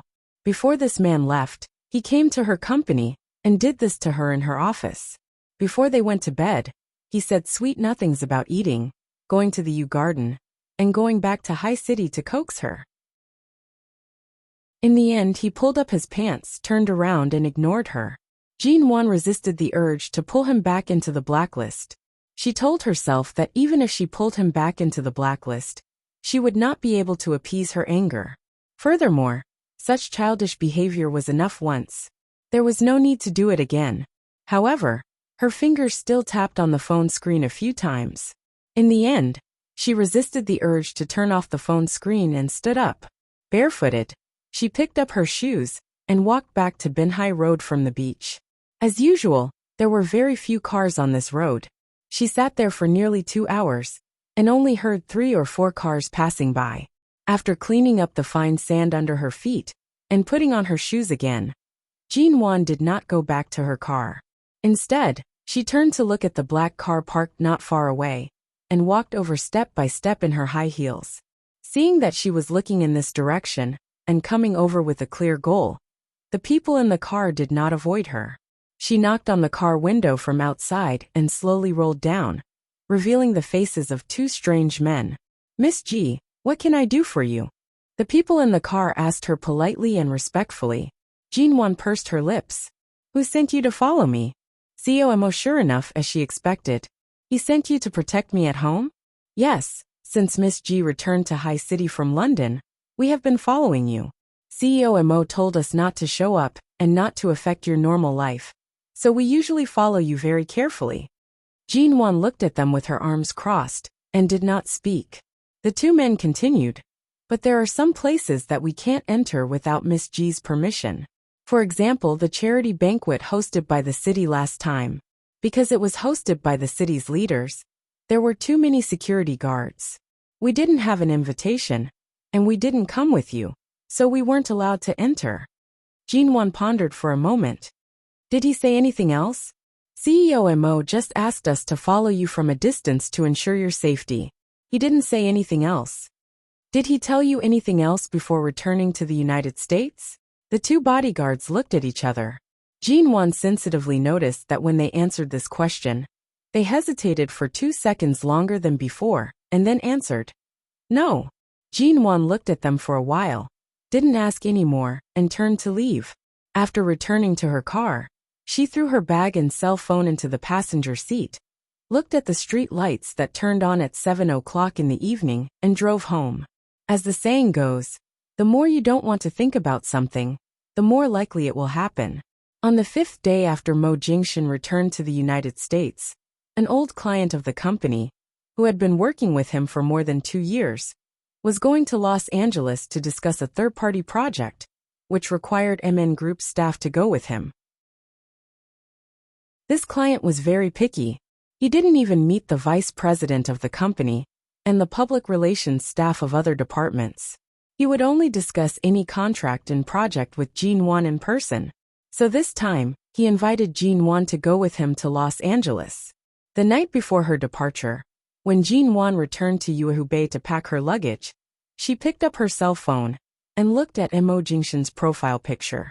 After looking at it for a long time, she finally put down her cell phone and began to carefully pack her suitcase, preparing to leave for Los Angeles. Before leaving, Jean Wan took out the blue diamond hidden deep in the drawer. Instead of throwing it at home as a piece of junk as Mo Jingshan had said, she contacted a very well-known and authoritative jewelry customization center in China, sent the blue diamond to them, and asked them to make a simple and chic blue diamond necklace. It would take about 2 weeks to make the necklace, and she could pick it up soon after returning from the United States. Chapter 671. Los Angeles, USA. Mr. Mo, this is your cell phone number in China. It will take you a few days to get a new one in the United States. A middle-aged woman with blonde hair and blue eyes walked into the lounge and placed a light blue card on the table. Her Chinese was not very fluent. Mo Jingshan had just returned to Los Angeles a few days ago. Less than 1 kilometer from the airport, he was ambushed by Akib's brother and his accomplices. During this period, the people of 11 Base had taken precautions in advance. Although there were no other problems or casualties, Mo Jingshan's cell phone was left in the car before the car he was in spontaneously ignited, so his cell phone and the phone card he brought back were both destroyed. Jin Wan had registered a WeChat account for him, with his cell phone number in China. It was impossible to get a new cell phone number in the United States in a few days, and Mo Jingshan had just left 11 base. When he got the phone card again, it was already the afternoon of the 6th day after he returned to the United States. Looking at the light blue card, Mo Jingshan picked it up casually. At the same time, a man in black came into the lounge. The moment the man saw him, he walked over respectfully and cautiously. He looked Chinese but spoke fluent English. Mr. Mo, our boss is currently being held hostage by those people. They ask you to meet them at the appointed place alone, or they will kill him at any time. Seeing Mo Jingshan still holding the card without saying anything, the middle-aged woman with blonde hair and blue eyes knew that he had something to talk about. She quickly stepped forward to open a spare cell phone on the table, inserted the phone card for him, and respectfully put it back in his hand. The man who had just come in was still talking, but Mo Jingshan couldn't tell what his attitude was from his eyes, so he didn't dare to speak for a while. Mo Jingshan casually turned on the cell phone he had just inserted the phone card into. Before he opened WeChat, another cell phone he often used in the United States rang. CEO Mo, Miss G is going to the United States with a partner to discuss a third-party project. The destination is Los Angeles. Shall we stay in High City or go to Los Angeles? Mo Jingshan's eyes darkened. He glanced at the other phone, asking mildly, has she already boarded the plane? Yes, she just boarded the plane. We've checked everything. This flight is very safe, and there are no problems. However, High City is within the country after all, and the safety factor is much higher than overseas. She's going to Los Angeles this time purely for a project cooperation. But once she steps into the United States, we're afraid that those people lurking in the dark will shift their target to her. Mo Jingshan didn't expect that Jin Wan would suddenly have a project in Los Angeles.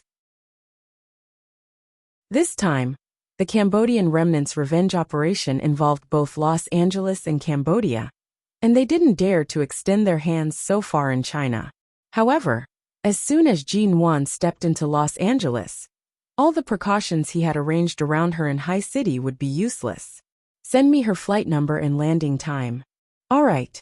A few minutes later, Mo Jingshan hung up the phone and logged into the WeChat account that Jin Wan had helped him with on another phone. He immediately saw 2 messages she had sent him a few days ago, but the time shown was already a few days ago. Jin Wan took a nap on the plane. When she woke up, it was still 2 hours before they landed in Los Angeles. She got up, went to the first-class bathroom to wash her face, and then returned to her seat to chat with her business partner. 2 hours passed quickly.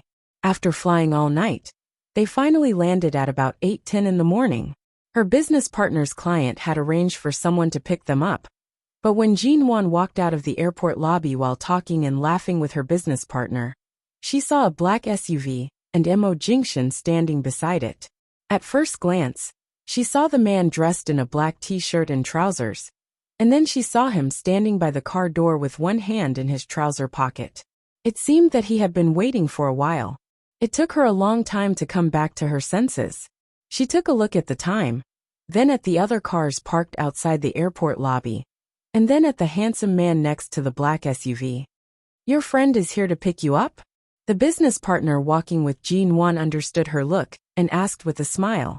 Jin Wan came back to herself and nodded at the business partner. They came here to talk about cooperation with a third-party company, but they didn't have to travel together. Seeing Jin Wan was picked up, the business partner greeted Mo Jingshan politely. For some reason, he felt that Mo Jingshan seemed familiar, but today Mo Jingshan was not wearing a suit, and this business partner was a foreigner, so he was not sure who he was. After greeting him and nodding, he got into his own car and left. Jin Wan still stood there, looking in Mo Jingshan's direction. It was not until the man standing by the car smiled at her that she came back to herself and walked over with her small suitcase. It's rare for CEO Mo to take time out of his busy schedule to pick me up. You don't even have time to make a phone call or reply to a message, But you still have time to come to the airport in person? Jinwon didn't ask too much. She just looked at the t-shirt he was wearing and felt that although he was very handsome, he was obviously not from the company. After all, he rarely dressed so casually in the company. You don't want to pick you up in person? Don't you want to take advantage of me? The man gave a faint smile. Jinwon chuckled. The question is, how did you know I would come to Los Angeles today? At the same time, without waiting for the man to answer, she immediately moved her eyebrows. Oh yes, I almost forgot. The bodyguards you arranged around me are also equivalent to spies. I have a little movement you can know. The man didn't refute, and just took her small suitcase. Get in the car. Jinwon looked at him again, thought for a while, and explained. I'm here to see a client. The bodyguard should have told you that I'm just here to talk about a third-party contract. I'll be back in 2 or 3 days. Okay. The man lowered his eyes, put her suitcase into the car, opened the door, and said again in a low voice, Get in the car first. Jinwon hesitated, walked to the car door, and insisted, So don't get me wrong. I'm not here to see you. Chapter 672. I haven't asked you anything yet. Why do you keep explaining? The man leaned down and gradually approached her with a deep smile in his eyes. Are you trying to hide something? Jinwon. She turned her head. Although I'm here for work, CEO Mo is so busy that he doesn't even reply to my messages. So I came here to see how busy you are. Mo Jingshan chuckled and gently stroked her head. A few days ago, I accidentally lost my cell phone in China, so I couldn't get a new number card. I couldn't log into other numbers, so I didn't see it. I didn't get it back until this morning. Jinwon couldn't help looking at him. You actually lost something? Did someone steal your phone? Or did you accidentally drop it somewhere? The man didn't answer but said slowly in a low voice. When will you start working? I'll send someone to accompany you. It's not safe in Los Angeles these days, so I'll send 2 people from Nanhang's place to accompany you. Jinwon thought he meant it wasn't safe, because she had seen it on the international news a few days ago. It was said that recently in Los Angeles, there had been some gangs and gangsters causing trouble. There were frequent confrontations between the police and those people. This matter had already been reported on the international news for several days. Usually, similar situations would also occur in other cities in America. She was already used to it. He wanted to arrange people from 11 Base to accompany her, so she didn't refuse. She just nodded and said, Don't trouble them too much. I heard that Feng Ling hasn't been in Los Angeles for a long time. Otherwise, I would have met her. Speaking of this, Jinwon remembered something and said, Before I came, I booked a hotel in the downtown business district. Check out of the hotel. With that, the man closed the car door for her. Jinwon took a look at the time. When the man walked around the car and got into the car, she turned to look at the man who sat in the driver's seat.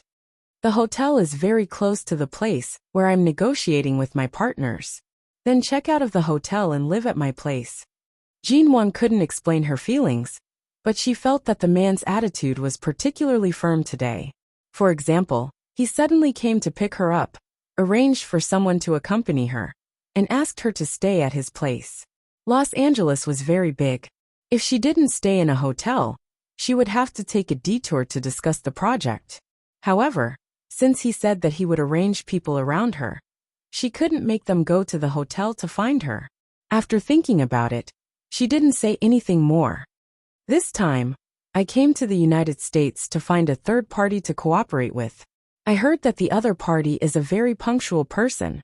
It's best to arrive in advance at the agreed time.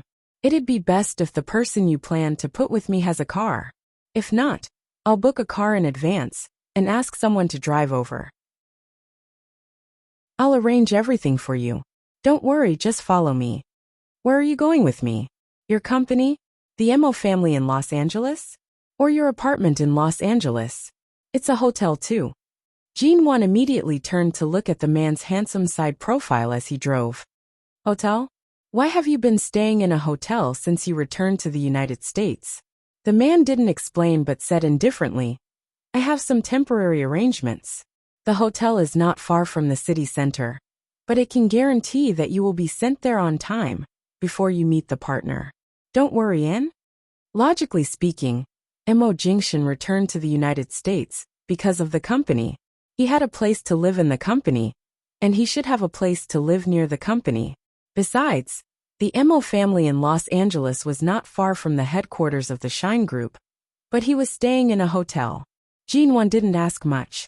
After a moment of confusion, she turned to look out of the window, saying, "Since it's a hotel, please arrange another room for me." Mo Jingshan didn't answer. When they drove to the airport freeway, there was a traffic jam at the intersection ahead because of the car accident. The man slowed down the car and stopped behind a car. Then he put his arm around her waist, brought her into his arms, and let her sit on his lap. This was the airport freeway.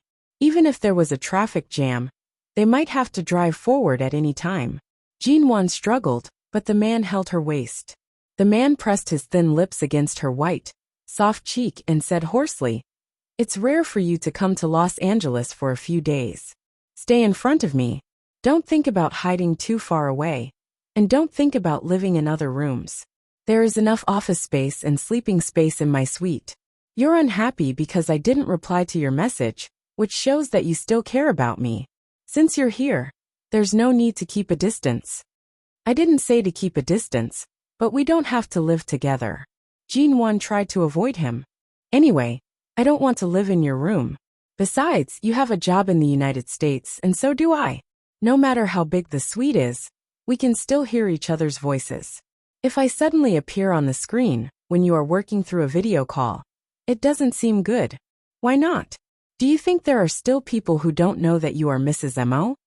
After all, Mo Jingshan was the head of Shine Group. Even if it was news about him in China, it was likely that some media in the United States would also forward and expose it. Therefore, when Mo Jingshan said in front of the media that they were not divorced, many people in the United States probably knew about it, especially the people in his company. Mo Jingshan, I find that you are really a clear-headed, shrewd, and ruthless person.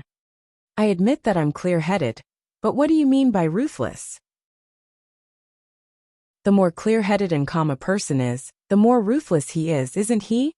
Mo Jingshan, when have I ever been ruthless to you? The only time I treated you coldly was 3 years ago, and all of it was for your own good. He pressed his forehead against hers, and his masculine breath lingered in her nose, filling her sense of smell. Think about it. What have I done to you, and no matter what, you should tell me, instead of doing it yourself. I'm not a child. I shouldn't be the last to know anything. Before coming to Los Angeles this time, Jinwon had thought that she should put many things on the table and have a good talk with him. Just because I often bear the responsibility for you without you knowing, I am accused of being ruthless? Jinwon reached out to push his arm. I didn't say it was a crime. I just suddenly thought of it, so I said it. We have to keep driving. Let go of me first. Sit on my lap. Don't twist around.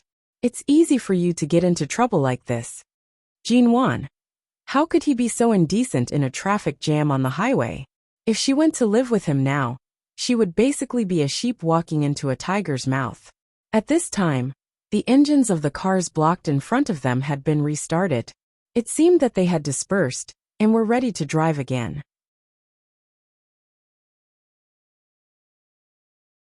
Chapter 673. Mo Jingshan raised her chin with his fingers. Seeing that she was obviously going to talk to him, but was holding back her anger, he chuckled. Let's talk when we get back. Don't lose your temper. Then let go of me first. After all, they were on the highway, so he didn't force her face. He just kissed her on the cheek, let go of her, and let her sit back in the passenger seat. They returned to the hotel Mo Jingshan mentioned. As expected, he didn't book another room for her.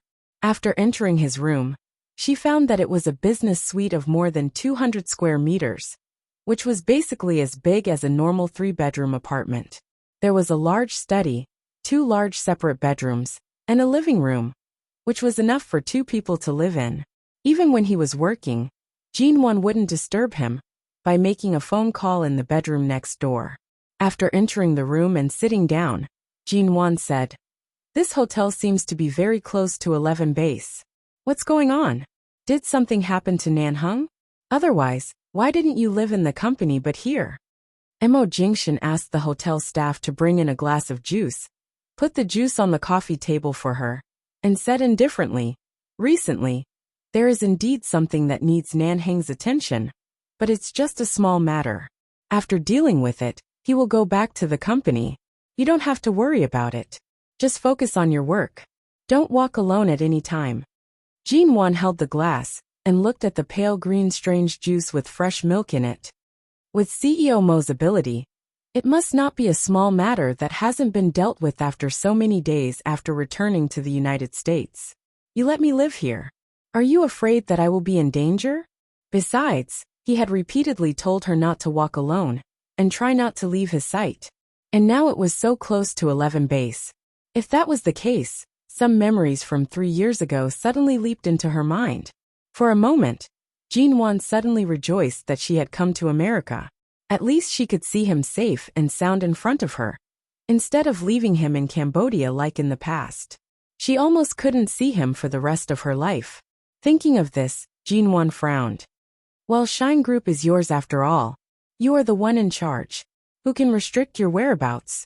If there was anything urgent that your subordinates needed you to deal with, they would most likely fly to High City.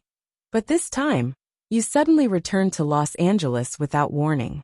Could it be that you didn't come back because of the company in the US, but because of something else? Mo Jingshan looked at her for a moment and then smiled at her. You really dare to think of anything. I can see how sensitive you are to Los Angeles. Don't change the subject. He smiled. There are indeed some things that need to be dealt with, but it's not as serious as you think. As long as you settle the work here as soon as possible and return to High City safely in 2 or 3 days, you don't have to worry about anything else. Jin Wan glared at him. What did I say after I got off the plane? Mo Jingshan, if there is anything, I hope you can tell me, instead of bearing it unilaterally. It's not a good feeling to be kept in the dark. If it happens again, I won't forgive you. Mo Jingshan unhurriedly put her small suitcase aside. You didn't eat or sleep well on the plane. What do you want to eat now? I'll ask the hotel to make it for you. I'm talking to you nicely. Why do you act as if nothing happened? Mo Jingshan, are you breaking the rules? If I don't treat you nicely, I won't be surnamed. Mo Jingshan glanced at her. What's the rule of the Cold War between us? Jin Wan. She didn't want to have a Cold War. Before she came to the US, she had already ordered the blue diamond he gave her to have it custom-made. Although she was reluctant to admit it, she did want to solve the problem. After all, if they hadn't divorced, she couldn't always avoid it. Jin Wan thought for a while and said, no matter why you came back to the US this time, even if you can't use your domestic number in WeChat, you should at least call me. But you didn't do anything, which means you didn't tell me something. But as soon as you heard the news that I came to the US, you went to pick me up, which means you care about my safety. Since I set foot on the land of Los Angeles, I have become one of your burdens again, but you don't want to affect my work, nor do you want to misunderstand my purpose of coming here, so you still don't say anything. So Mo Jingshan, I said that you are always clear-headed and cold, and I didn't wrong you at all. The man interrupted her with a smile. I'll only make you more worried. After all, you were terrified of Cambodia. If I told you, I'm afraid you would have flown to the US a few days ago. The only thing I miscalculated is that you have a job in Los Angeles recently. Jin Wan looked at him. Cambodia? Yes. Haven't those people been wiped out by 11 base and the local police, including the police in the US? Akib has a younger brother who used to wander around Africa and war-torn countries. Over the years, the power he built up in the dark was no worse than his brother's. Back then, those arms dealers had a lot of connections with Akib's family. This involved a lot of people, causing Akib's younger brother to use the excuse of avenging his brother to sneak into Los Angeles to take away what his brother couldn't get from me. Jin Wan's eyes were calm, but her hand slowly clenched the cup. She didn't have a deep impression of what happened that year. After all, what happened in Cambodia at that time was a matter of life and death every minute and second. At that time, her only belief was to save Mo Jingshan, to give him food and water, and to keep him alive. She vaguely remembered hearing someone say that Akib and Dolly were trying to get some underground arms trading channels from Mo Jingshan's mouth. As long as Mo Jingshan gave in, they would gain billions of dollars of profits overnight. Underground businesses were often linked to all kinds of dirty or even illegal interests, but these interests were very huge. In this case, this so-called Akib's younger brother was after Mo Jingshan. So this is why you returned to the US this time. Mo Jingshan was calm. After knowing the truth, you began to worry? Chapter 674. Who liked to have a cold war with him? Most of the time, it was nothing more than unwillingness and pride. Someone knocked on the door to ask for Mo Jingshan. Seeing that he had gone out, Jinwan packed her luggage in the room alone. Half an hour later, Mo Jingshan returned to the room, only to see that Jinwan's luggage had been placed in one of the bedrooms, and Jinwan had fallen asleep on the sofa, because she had been on the plane for too long, and had been waiting for him on the sofa for too long. Mo Jingshan bent down to pick up the phone she had dropped on the carpet. He picked her up and gently placed her on the bed. He pulled the covers over her, and pushed the woman's hair away from the pillow. After watching her for a moment, he turned and walked out of the bedroom with long strides. In the living room of the hotel suite, Mo Jingshan opened the floor-to-ceiling window, walked to the European-style railing of the balcony, looked at the vast lawn, took out his vibrating cell phone, and picked it up deadpan. The other party's voice soon rang. CEO Mo. Have you found it? Yes, I found it. The so-called third party in Los Angeles who contacted MN Group is the head of a financial investment company bought by Akib's brother, Atuda. Their purpose is to lure Miss G to the United States without arousing her suspicion, because the third party they contacted has indeed maintained a long-term cooperative relationship with the head of that financial investment company, and also has a cooperative relationship with MN Group. So it's reasonable to introduce a third party to them. They can't do anything in China, and they know that Miss G is your weakness. There's no other way to make her lower her guard, except to lure her to Los Angeles through normal business negotiations. And they know that since you have returned to Los Angeles, Miss G will definitely come to Los Angeles because of this third-party cooperation. Mo Jingshan's eyes fell on the lawn in the distance, and there was coldness and sternness in his eyes. He put one hand on the railing of the balcony and said coldly, "Spread the news to her business partner that the financial investment company closed down a week ago, and all cooperation projects are in a shelved and buffer period. Anyone who participates in cooperation with them at this stage will definitely lose money. Tell him to give up the idea of discussing a third-party cooperation with Jinwan. Let him come forward and interrupt this negotiation. Don't give them a chance to get close to Jinwan." "All right," the man said coldly. "By the way, the financial company that has dealings with the Tuda can really go bankrupt. It will never have the chance to establish itself in the financial investment industry again." "Understood. Then Miss G's special trip to the United States to cooperate with us has fallen through just like this." Mo Jingshan placed one hand on the railing and casually tapped on it with his slender fingers. The cold wind blew toward the lawn in the distance. It doesn't matter if it's a financial investor or a business partner that has connections with MN Group. Find a company that will allow her to continue working with a third party. Don't let her make this trip in vain. After the discussion, send her back to High City immediately. The person on the other side of the phone said awkwardly, "Although it's easy to find a third-party company of the same level, I'm afraid we can't let Miss G return to High City after the discussion. After all, you're here. Whether she leaves or not, isn't it still up to you, COMO?" "Really?" Mo Jingshan was unperturbed. "Then I'll personally send her back to High City, Nanhang, and you can handle everything in Los Angeles." The person on the other side of the phone wanted to cry but had no tears. "We'll find a way to make Miss G's work go smoothly and let her return to High City without worry. She won't stay in the United States for too long." "Okay, go ahead." After hanging up the phone, Mo Jingshan took a look at the room where Jinwan was sleeping. Atuda was too purposeful. In order to get the clues from him, he really wanted Jin Wan. Knowing that Jin Wan was in China, and they couldn't do anything to her, they tried to lure her to the United States under the pretext of company cooperation. It didn't matter if he told her in advance how dangerous the situation was. At least in this case, she knew how to protect herself better. Jin Wan woke up after a while. After all, it was not dark yet. Just now, she suddenly fell asleep while waiting on the sofa. She got up to wash her face. When she came out, she found that the man was reading work emails on her computer. Mo Jingshan, MN Group and Shine Group are not the same company. Are you stealing business secrets by reading emails on my computer? Looking at the man's calm and composed back, Jin Wan walked over. Mo Jingshan casually clicked open another of her emails. Without turning his head, he gently and indifferently said, "If I didn't read your work emails, I wouldn't have known that those messy, weak, small companies are all eyeing MN Group. Right now, you're really a piece of fat meat in their mouths." Jin Wan.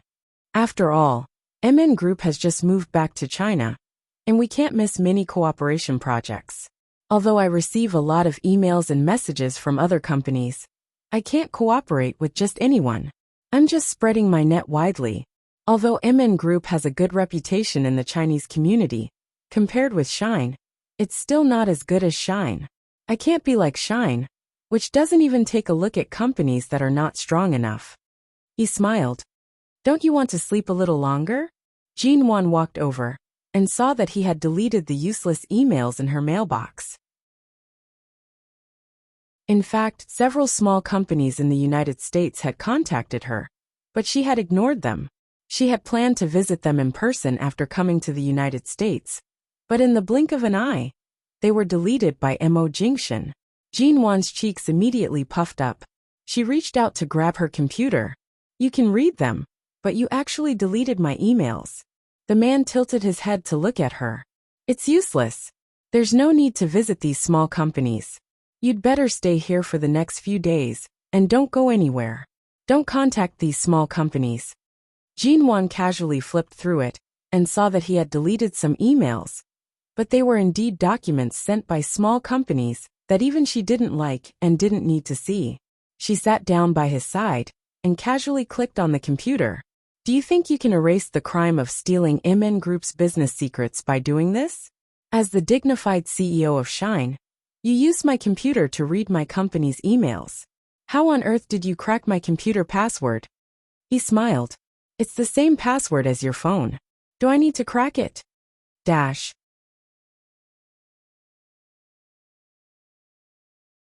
Chapter 675.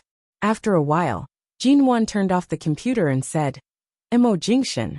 And I'm still considering whether to meet the business partner I'm going to meet in the United States. I came here to talk to him, but after thinking about it carefully, I feel it's too much of a coincidence. I feel that the timing and reason of the financial company's olive branch to us are a bit far-fetched. But then Jin Wan said gloomily, but I'm already here. It's not appropriate for me to meet him.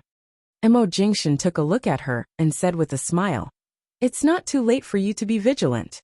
Jin Wan raised her eyebrows and looked at him. Is that company really related to Akip's brother? I was there when they were in Cambodia.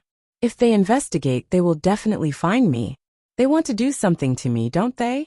At first, Jin Wan was wondering how Mo Jingshan was going to solve this problem. But she didn't think anything would happen. At most, he wouldn't be able to return to High City for the time being.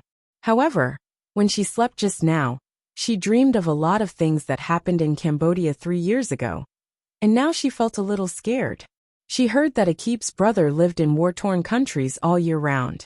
He was probably even more ruthless than his brother, and would not give up until he achieved his goal. Then I don't have to meet the people of that company anymore. Jin Wan was silent for a moment and then said, in case something really happens, I've arranged another good company for you. The third-party cooperation that you want to expand with other partners in the same industry can be successfully negotiated. You can talk to the people and companies that I've arranged. As for the others, you don't have to touch them. Jin Wan raised her eyebrows. You arranged someone else for me? The man looked back, took the computer in her arms and said lightly, "I can't let you come here for nothing." Well, what did he mean by coming here for nothing? This was because after she came out of the airport, she insisted that she only came to the United States to work, not to look for him. So even if there was a change in the work that was originally arranged, he could still let her continue to do it step by step. Was he personally laying a path for her to step down? Then I'll meet the partner you arranged. Based on Mo Jingshan's experience, the person he arranged would definitely be much more reliable than the person she was supposed to meet. Furthermore, the success rate of their discussion and cooperation would be much smoother. Okay, I'll give you their contact information later. Jinwon had no objection and nodded. Mo Jingshan looked at the email on her computer again, because of Jinwon's trust and cooperation, as well as the fact that she obediently listened to his arrangements after learning of the danger. His lips curved into a smile. In the evening, they had dinner in the hotel. After Mo Jingshan talked with the people from 11 Base, Jinwon followed him downstairs, and the two had dinner together. The people from 11 Base still had an impression of Jinwon, especially Kay and the others, who were very kind to her when they saw her, and called her Mrs. Mo, or sister-in-law. All this fate originated from the food Jinwon cooked for them, and the socks she washed for them in Cambodia. Speaking of which, she didn't know how Fong Ling and Nan Hung were now. After Nan Hung went to the UK to take Fong Ling away, Jinwon had been busy with her career. She occasionally called Fong Ling, but Fong Ling didn't like to express her happiness or unhappiness to her good friends like Xia Tian, nor did she deliberately mention her relationship to ask her good friends for help. She never talked about herself. Fong Ling was quiet and feminine in front of Jinwon, but most of the time, as Kay described, she was a very cold and very cool woman. She was good at fighting and fickle, but Nan Hung was deeply poisoned by her, and couldn't get rid of her no matter how hard he tried. However, when they had dinner in the evening, when the people from 11 Base saw Jinwon sitting at the same table as Mo Jingshan, they all looked surprised. Oh, it turned out that Mrs. Mo and Mr. Mo were a family. It seemed that the divorce they had heard was false. As soon as this conclusion came out, these people called her Mrs. Mo and sister-in-law more affectionately.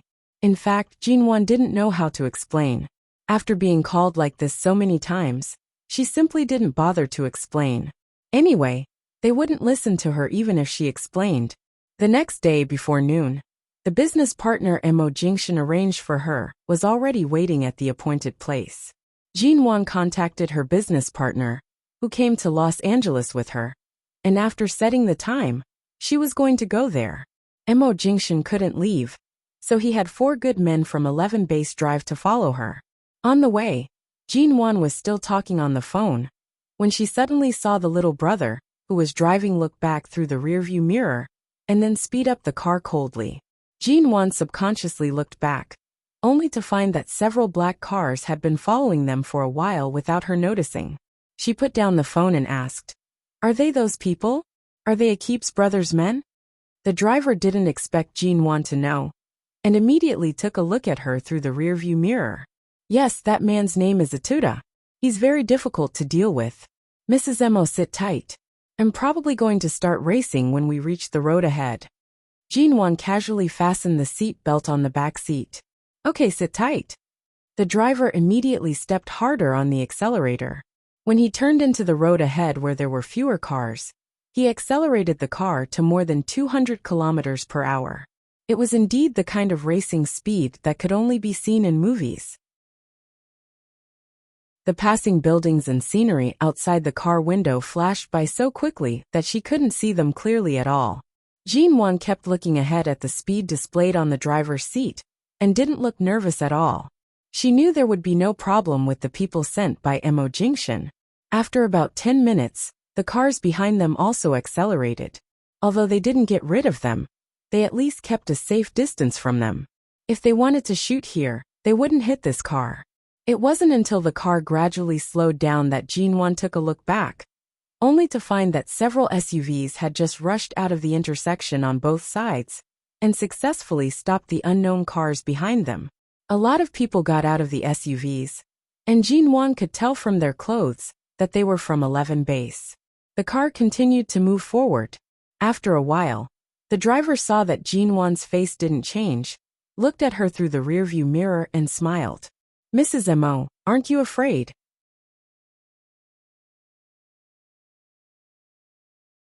Chapter 676.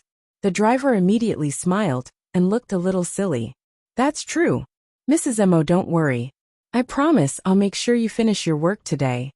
It doesn't matter whether you can finish it or not. Just be careful. If you can't finish it, you can go back, so as not to get involved in other trouble." Jinwan didn't expect that those people would chase the car on the road, and now she didn't want to trouble them too much because of her work. "It's okay. Mr. Mo has arranged everything. It will be very safe all the way. We have people at the appointed place," the driver said, quickly turned to another intersection, and went straight in the direction of the destination. After arriving, Jinwan didn't expect that the partner Mo Jingshan arranged for her was an old acquaintance she had met in England. At that time, the other party was passing by London, England, and she didn't have a better project to cooperate with him. So unfortunately, they didn't cooperate. Unexpectedly, Jinwan's MN group had moved back to China. This company had a lot of projects in the United States and High City. As soon as he saw Jinwan, he talked about his regrets in London. However, after 2 or 3 hours, Jinwan not only successfully negotiated the contract and several cooperation plans, but also directly turned the third-party cooperation into a direct cooperation between the two parties. The other party also introduced other friends to cooperate with the third party. In short, she gained a lot, and also made up for the regret that she failed to sign the project in London. Finally, before leaving, they chatted happily. When she returned to the car to go back, Jinwan looked through the plan she had just drawn up together, and recalled the scene when she sat together and talked with the several partners just now. It went so well, and it could be said that she had fulfilled a little wish when she was in London. She really wondered if there was anything that Mo Jingshan couldn't predict or do. He just wanted to help her find a partner, so that she wouldn't come to Los Angeles in vain. But it turned out that everything was just what she wanted. Jinwan was carefully reading the plan in her hand when the driver's cell phone rang. She raised her eyes and looked at the driver's seat. The other party put on the headset to answer the phone. She could only hear him calmly and solemnly respond, but she didn't know what he said. But then she noticed that the car had changed its direction.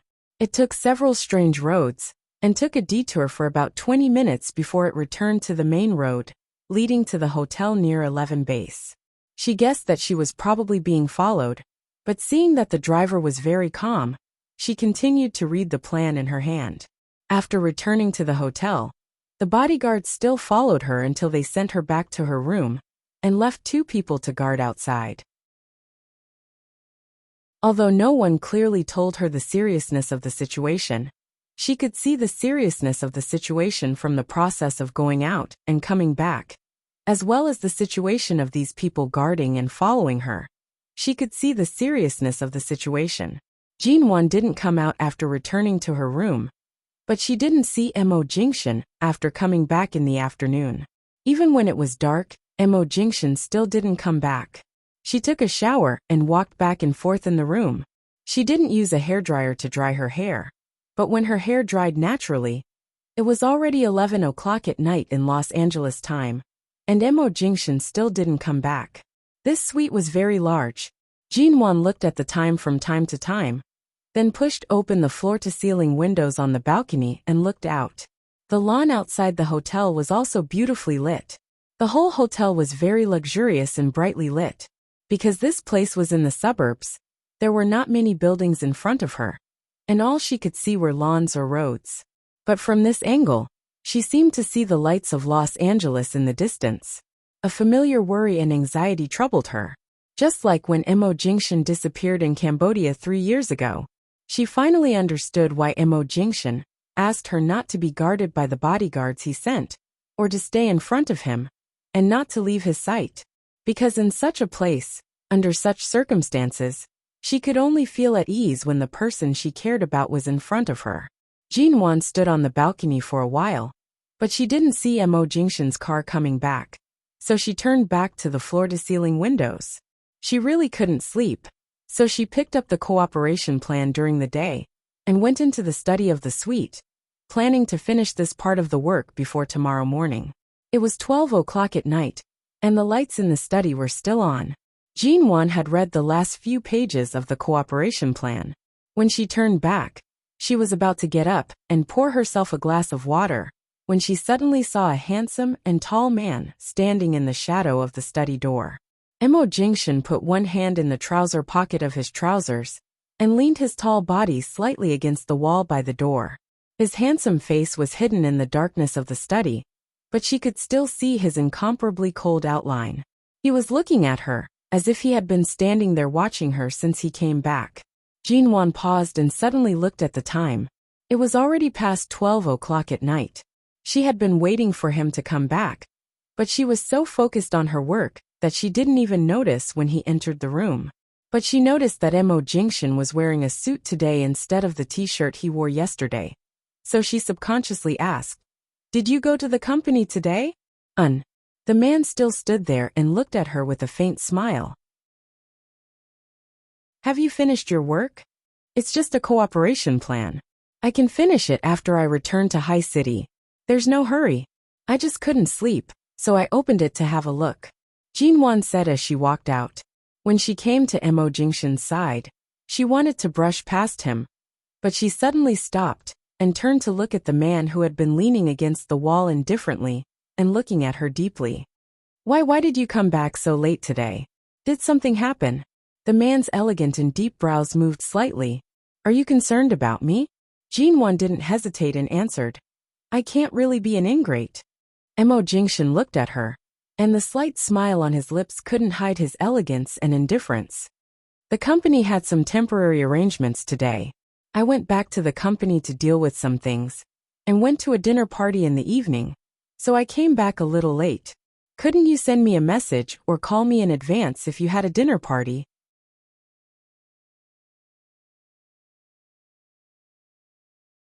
Chapter 677. Mo Jingshan saw that although the little woman did not say anything, it was clear from her eyes that she had been worried all night. Just as Jinwon was about to walk past him, Mo Jingshan held her waist and pulled her into his arms. Being pressed by his arm, Jinwon was suddenly pressed against the wall, and she was pressed against him tightly. She rushed to step back, but the man held her waist and refused to let go. At the same time, he chuckled lowly. "I thought you didn't care, so I didn't say anything, lest you rebuke me if I did." The man who had the ability to control the trajectory of her life was now trying to play the trick of suffering in front of her? Did he think she didn't care? She really didn't care. She didn't care at all. But no matter how she struggled, she couldn't break free. The man held her, and seemed to be very satisfied with her embarrassed look. He bent down and kissed her cheek. As if it was not enough, he kissed her again. When Jinwon was so angry that she wanted to bite him, the man smiled and kissed her hairline when she lowered her head. Jinwon trembled all over and glared at him. "Mo Jingshan, you. Admit it, Mrs. Mo, you still love me." Jinwon put on a straight face. "Who wants to talk about love with you? Haven't you already arranged a plane ticket back to High City for me tomorrow?" "I'll go back tomorrow. I don't care if you live or die in the United States." The man chuckled. "Going back to High City as soon as possible will make me feel more at ease. Los Angeles is not suitable for you recently. If you want to come back later, I'll take you here in person, eh?" Who cared? Jinwon twisted again, but still couldn't move away. The man leaned against the wall and held her in his arms. He looked pleased and content, imprisoning her in his arms as if it didn't take him any effort at all. She struggled for a while, but in the end, she had no choice but to lean into his arms. Looking at the man's face so close to hers and the gratified and satisfied smile in his eyes, her heart moved slightly. In the end, she gradually calmed down and allowed him to hold her. After a long while, she blurted out, "Do I have to go back to High City tomorrow?" The man's low, magnetic voice was right by her ear. "Why? You can't bear to go back?" "Knowing that you're not safe in Los Angeles, I'm afraid I won't be able to feel at ease if I leave alone." However, she hadn't been able to sleep well since he hadn't returned for a few hours. If she didn't receive any news from him after returning to High City, She might not be able to stay in High City anymore. She might find a way to fly over at any time. But she knew that she couldn't do anything here. She was involved in different fields from 11 Base and Nanhung. So even if she stayed, it seemed that she could only be protected by his people. Not only would she take up their manpower, but she might also be a burden to him. Returning to Sea City was indeed the most reassuring and least burdensome way for him. But after returning, what if he didn't reply when she sent him another message, or didn't pick up the call? What should she do? He was afraid that he would be unable to control his imagination. As long as you return to High City obediently, I promise that I'll be back safe and sound within half a month. The man patted her back. Trust me. Of course, Jinwan believed him. But she didn't expect these things before coming to Los Angeles. Now, according to the original plan, she would return to High City in 2 or 3 days. But now she suddenly didn't want to leave. But she had to go. She lowered her head, no longer retreating or struggling, but rested her head on the man's shoulder, and said with her eyes closed, "Mo Jingshan, in fact, there's nothing wrong with sharing joys and sorrows. You don't have to always protect me behind you. I can do a lot of things for you. But the one thing I don't want is to become your weakness." But she knew that she was still his weakness. So no matter what, he had to take her back to a safe place, and not allow her to step into danger. Mo Jingshan almost unconsciously raised his hand, and placed it on her head. After holding her for a long time, he pressed his lips against her hair to ask softly, 3 years ago, when I woke up in the Los Angeles hospital, I read the dozens of messages you sent me. Jinwan didn't speak, but closed her eyes. One of the messages said that you loved me. Mo Jingshan's voice was very low and light, and his tone was a bit profound. So, take back your words that you don't love me anymore. You are mine, and your heart can only be mine. Don't run too far away. Come back when you have to. Jinwan still didn't speak. The assistant by your side, Xiaoba, said that in your first year in London, you would often run to open the door when you heard movements outside. You would then stare blankly at the empty space outside. Mo Jingshan asked softly, "Were you waiting for me?" Mo Jingshan had thought that Jinwan would hate him, blame him, and perhaps never forgive him. But since he learned what happened to her in the first year she arrived in London, he was completely relieved. No matter how heartless her words were, or how serious and cold she pretended to be, he didn't believe that she really didn't love him when she said she didn't love him anymore. Jinwan didn't speak, just being held by the man for a long time. She suddenly took a deep breath, buried her head in his arms, and whispered, "Mo Jingshan, after returning to High City, let's go back to the U Garden. I want to see what the U Garden looks like after you refurbished it." All right. The next morning, Jinwan was sent to the airport on time, ready to return to High City. Mo Jingshan sent the little brother who drove yesterday to see her off, and 2 bodyguards followed her at the airport. After passing the security check and entering the departure hall, Jinwan learned that the little brother who drove the car would accompany her back to High City, and would not leave until he was sure she was safely back in High City. The other 2 bodyguards didn't follow her in, but waited outside the security check, waiting for her plane to take off. In the first-class waiting room, the little brother had been standing by her side obediently, and had never left.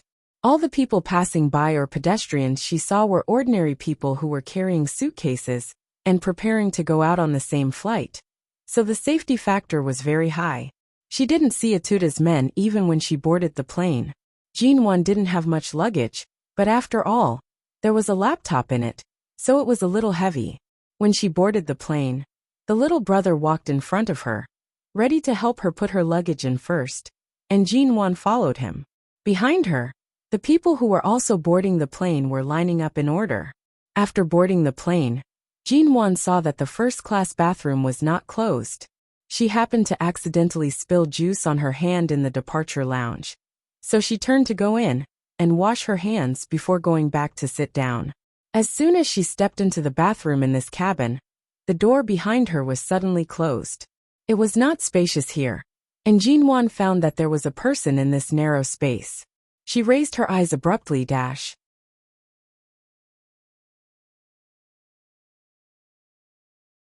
Chapter 678. The black SUV sped on the road. At this time, Jin-won should have boarded the plane and would arrive in High City at night. He didn't have time to go to the airport in person for the first hour. He had just received news from Nan Hung that the partner of Shine Group, who had been kidnapped by Atuda for 2 days, had been successfully rescued. Mo Jingshan hurried to the airport. Even though he knew that she had boarded the plane, Los Angeles was different from other places. Anything could happen here. He couldn't rest assured until he confirmed that she had boarded the plane with his own eyes, and that the plane had taken off. As the black SUV sped on, his cell phone suddenly rang. He glanced at the number on the screen, and suddenly felt uneasy. His usually restrained calmness was suddenly affected by unknown turbulence. He picked up the phone, and listened to the urgent report from the man, who had been sent to escort Jin-won back to High City. The black SUV continued to move forward. Mo Jingshan slowed down the car, held the steering wheel with one hand, and dialed Jin-won's number with the other. However, her cell phone was turned off. Her cell phone was fully charged before she boarded the plane. It couldn't be out of battery now. He called her again, but her cell phone was still turned off. Mo Jingshan's eyes darkened. He was sure that Jin-won had suddenly disappeared a few minutes after boarding the plane. If Atuda had also planted spies among the staff of Los Angeles Airport, he was afraid that all the staff on the plane had been controlled. Mo Jingshan dialed Jin-won's number again and again, but her cell phone was turned off every time, which made his heart sink. The car sped up and sped toward the airport at a terrible speed. Finally, he arrived at the airport. However, when he got off the car, his cell phone suddenly rang. The moment he picked up the phone, Nan Heng's voice rang. I don't know how Atuda got through to all the flights from Los Angeles to High City these days. They failed to find Jin-won's flight, but I'm afraid he has planted spies on all the flights these days, hiding in the cabins, ready to take Jin-won away at any time. They know that only Jin-won can threaten you, so they have no intention of letting her return to High City. I just got the news. Has Jin-won boarded the plane? Is it too late? When Mo Jingshan answered the phone, he saw the 3 bodyguards coming out of the airport, but didn't see Jin-won. His rare fluke was instantly shattered by reality. It was a rare sandstorm in Los Angeles. The strong winds and the yellow soil that came from nowhere seemed to have dyed the whole world yellow. The weather was foggy, and the air pressure was low until the sky gradually darkened. The people they sent out didn't receive any news from Jin-won. Mo Jingshan stood by the window. The people behind him were all quiet. No one dared to say a word. They were all anxiously waiting for news from the others. Looking at the sky full of yellow sand, Mo Jingshan's heart seemed to be empty. His mind was filled with the image of Jin-won leaning softly in his arms last night. After 3 years, she finally softened her whole body and whispered in his arms that she would return to the U Garden after he returned to High City. Her eyes were filled with faint anticipation.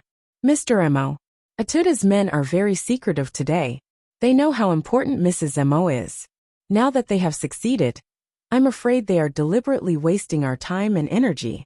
Kay, who had just returned from outside, walked in quickly. Mo Jingshan dropped the cell phone in his hand and raised his hand to touch between his eyebrows. But no matter how hard he tried, he couldn't rub the deeper frown between his eyebrows. Suddenly, the cell phone he had just thrown on the table rang. The sudden noise made Mo Jingshan freeze. He turned to look at the number displayed on the screen. It was Jin-won's cell phone number. Mo Jingshan's eyes darkened. He had guessed something. He picked up the cell phone and put it to his ear. Before the other party spoke, he said coldly, "Tell me your conditions. Don't hurt her." "Oh, Mr. Control, you're really smart. You haven't even heard my voice, but you've already guessed it." It was a similarly deep, cold, and slightly hoarse voice. There was a hint of the vicissitudes and profoundness that came from being stimulated by the smoke of gunpowder in the war-torn lands. Hearing that it was Atuda's voice, Mo Jingshan's face suddenly became much colder. For many days, it was his men who came out to do things. It was rare for him to do it in person, but he directly put his hands on Jin-won. However, Atuda had always been ruthless, and those who were targeted by him wouldn't be treated well. "Atuda, this is Los Angeles, not your territory in Cambodia. I warn you not to act rashly. If my people lose even a hair, I'll let you know the price. Mo Jingshan held the phone deadpan and looked coldly at the yellow sand outside. Of course I know this is Los Angeles. If it wasn't Los Angeles, do you think I would threaten you by kidnapping your woman? The man on the other side of the phone sneered.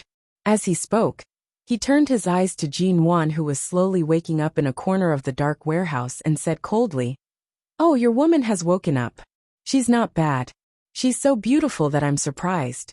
I didn't expect that you had such a beautiful wife, but didn't find her for 3 years. She appeared in Cambodia, and even shot a keeb in the back, didn't she?" Mo Jingshan's face almost froze. "What did you do to her?" "It's nothing. It's just that before we took her away, we covered her mouth and nose with a drug in the toilet of the cabin, causing her to be unconscious until now. But she's awake now. She's opening her eyes. She's looking at me. Her eyes are filled with fear and confusion. Her expression is very surprised. She seems to be very afraid," the man on the other side of the phone said in a cold and gloomy voice. "Mr. Control, this woman is very important to you, isn't she?" The veins on Mo Jingshan's forehead bulged, and he suddenly looked back at the people behind him. Kay immediately asked someone to pick up the prepared computer and find the location of Jin Wan's cell phone signal with the help of the current call signal. However, after more than 10 seconds, the computer screen showed that he couldn't find her.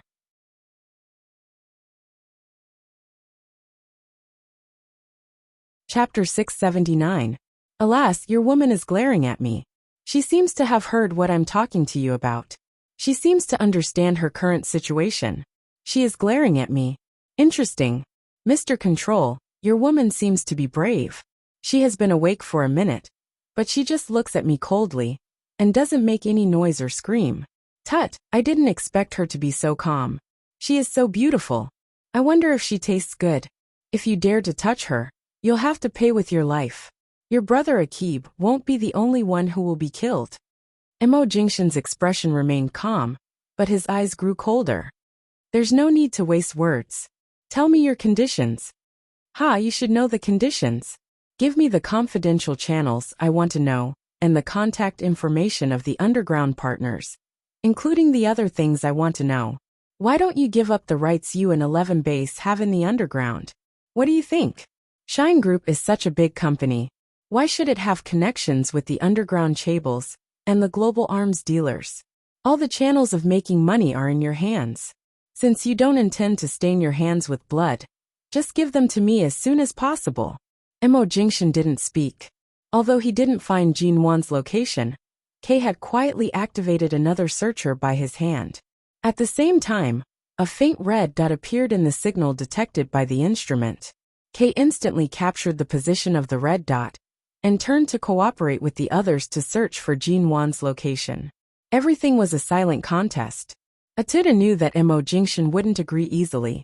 After all, this was related to the source of income of tens of thousands of people in the underground world, including the interests and life of Nan Hung, the other boss of 11 Base. If Mo Jingshan could give it to him so easily, so many things wouldn't have happened in Cambodia 3 years ago.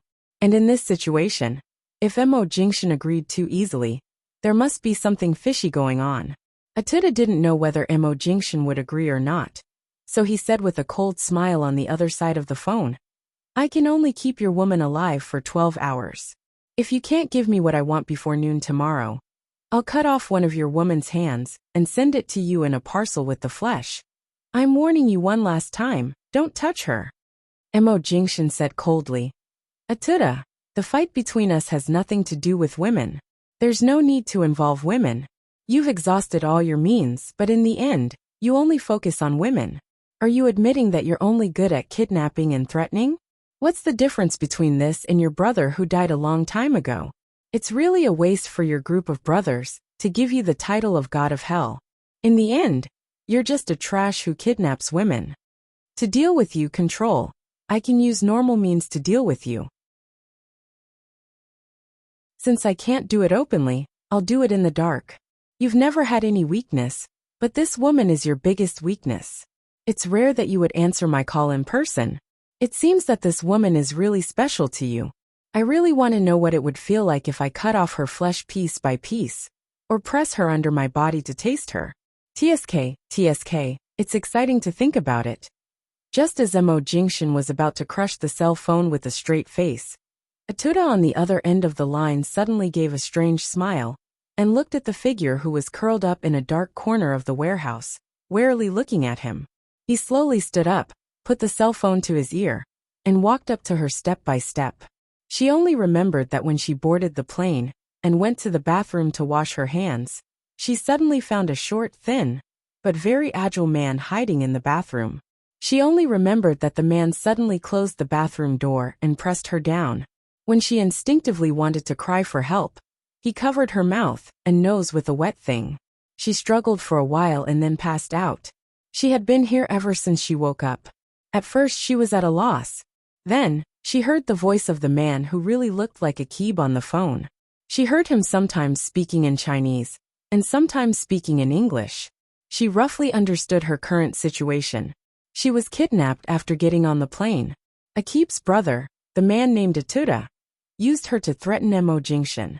Seeing Atuda walking up to her step by step, the coldness and wariness in her eyes couldn't hide her nervousness. She curled up in the corner and looked around carefully, but it was dark around her. There was no light in the warehouse except for a strong flashlight on a metal shelf in front of her, which was shining on her. Mr. Control, your woman isn't as calm as she looks. She's actually scared. She's looking at me cautiously and warily, but at such a close distance, your woman is really beautiful. She's even more attractive than when I looked at her from a distance. Atuda's voice was filled with viciousness and threat as he walked towards her. Jinwan leaned back against the corner, but Atuda suddenly stretched out a hand and grabbed her hair. Jinwan almost cried out in pain, but when she remembered that he was talking to Mo Jingshan on the phone, she swallowed back her cry, clenched her teeth, and closed her eyes silently. Atuda didn't expect that the woman who had a gleam of fear in her eyes was so tough. He narrowed his eyes coldly, grabbed her hair harder and warned, "Tell Control what I'm doing to you. Tell him that if he doesn't agree to my conditions, I'll make you wish you were dead." As he spoke, he placed the phone directly next to her ear and deliberately pressed it against her ear. Mo Jingshan heard the voice on the other side of the phone, only to find that it was very quiet on the other side, except for the sound of rapid breathing. No one spoke. He frowned and asked tentatively, "Jinwan?"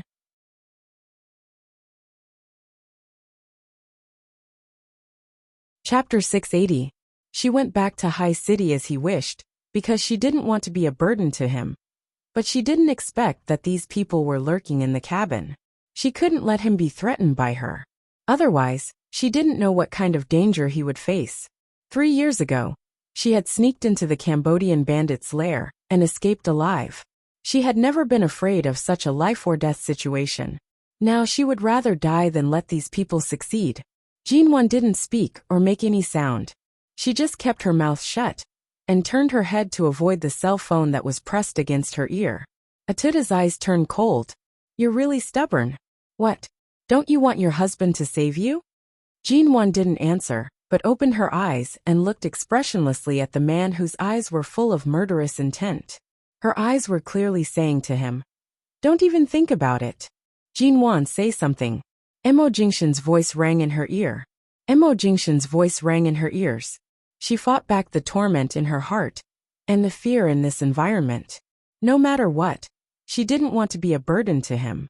She just looked coldly at the man, who almost tore her scalp off at this moment. Her face grew paler and paler because of the pain, but she still gritted her teeth and didn't make a sound. Atuda suddenly let go of her hair and slapped her hard in the face. The slap was so loud that Mo Jingshan on the other side of the phone looked stern and cold. "Jinwan." Jinwan was knocked to the side with such force that she hit the wall next to her. Her face was burning with pain, and her head hit the wall hard.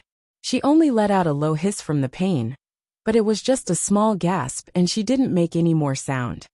"Originally, I wanted to play with you, but your grandfather hates stubborn women, like you who don't know how to cooperate." Atuda stepped forward, grabbed her hair again, and dragged her more than 2 meters away.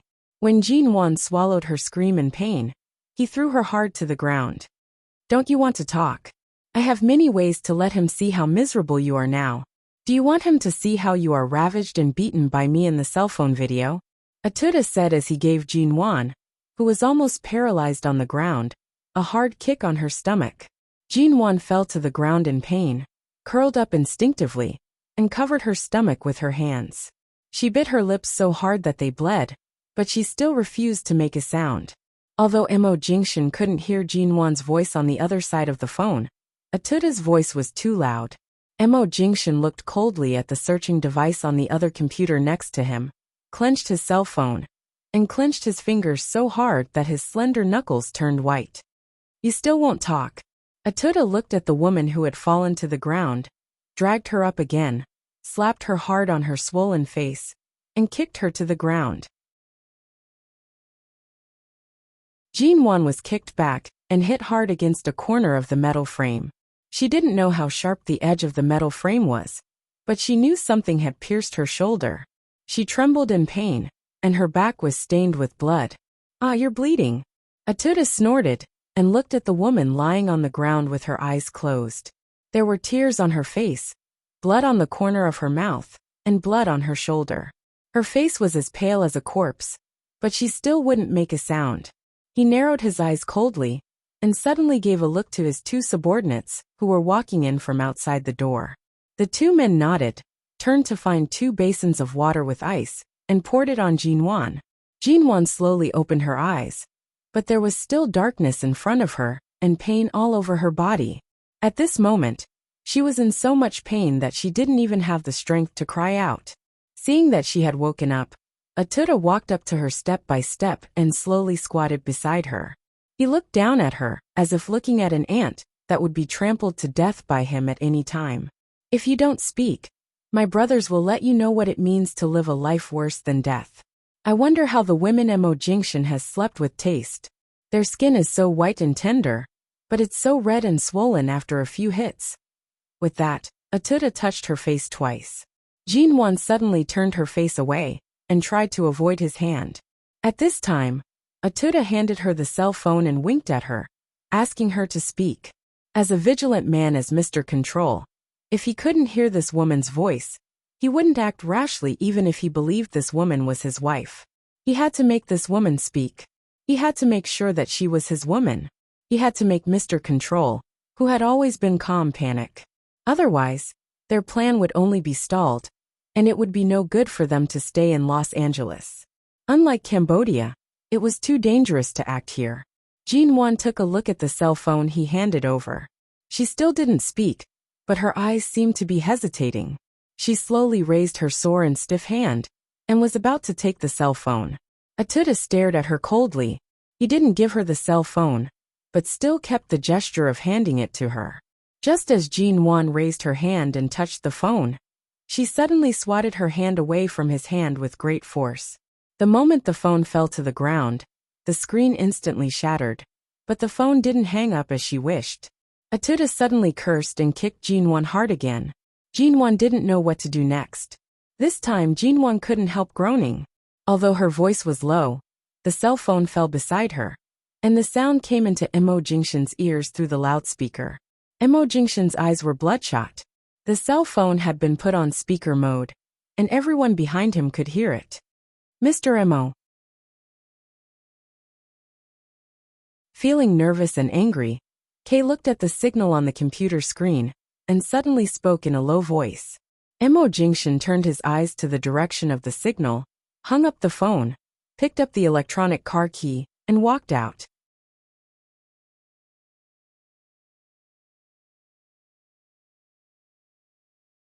Chapter 681. Atuda picked up the phone only to find it had been hung up. He didn't know whether it was Mo Jingshan who hung up, or the phone was broken. He looked back and gave his 2 men an impatient look. The 2 men rushed up to lift Jinwan from the ground, and carried her to the only metal shelf in the dark warehouse. As soon as she was placed on it, the cold touch of the metal frame caused Jinwan to shiver all over. Lying on the higher ground, she saw through the strong light of the flashlight that there was a table by the side with several items placed on it. It was a needle filled with some unknown medicine, a knife and a gun. It was a tall black medicine bottle, and a rope. There were several other things that she couldn't even imagine under normal circumstances. Was this the place where the top 10 tortures were performed? Or what? Jinwan looked stiffly at those things.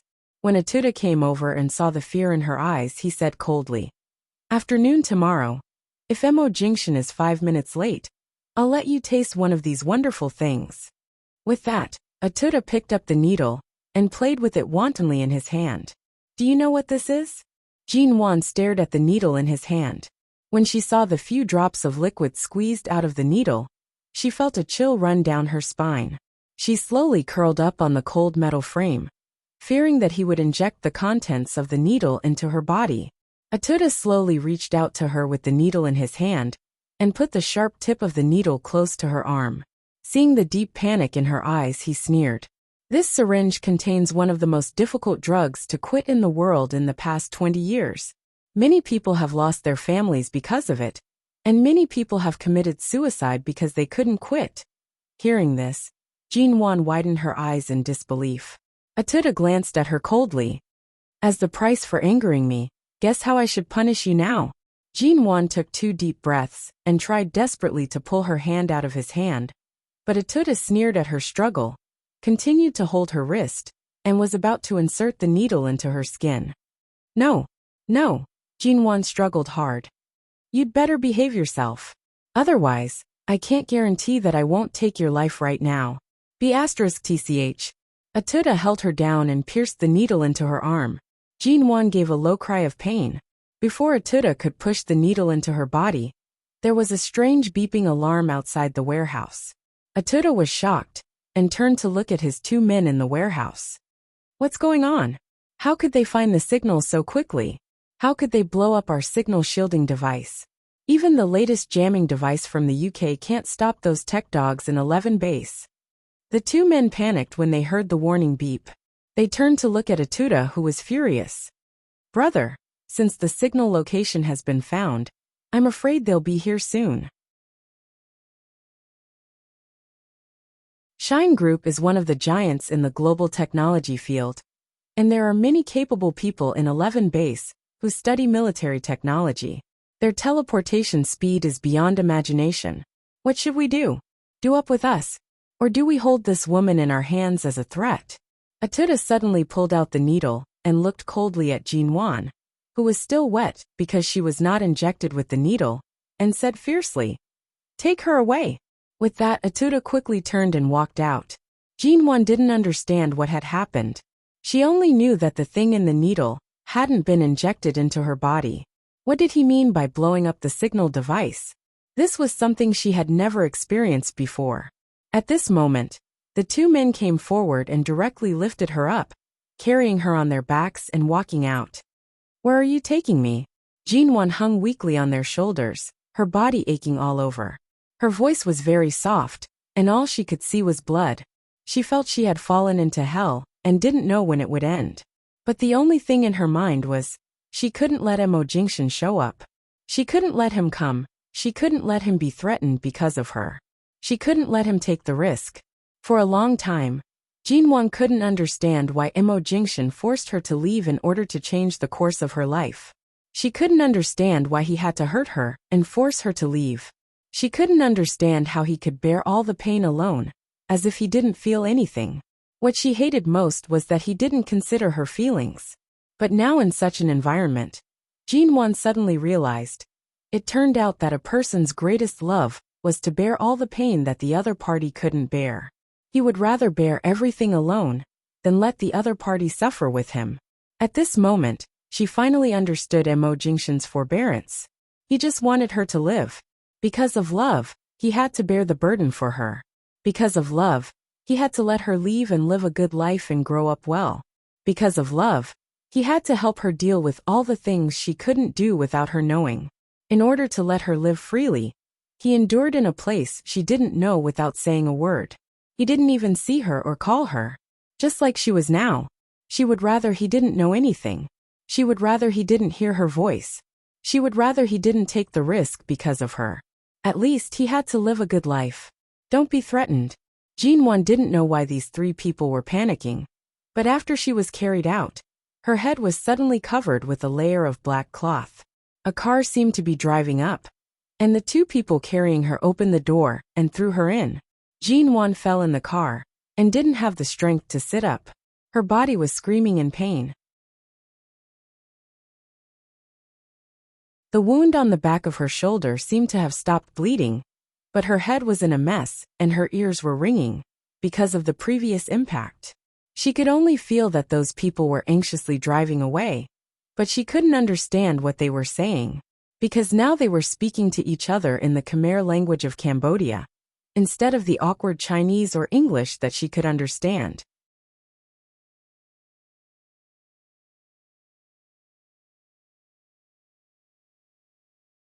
Chapter 682. We can't throw her down. We have to take her with us. Control has always been unpredictable. This time, we finally have a weakness in our hands. If this woman wasn't our biggest bargaining chip, I wouldn't have tried so hard to kidnap her.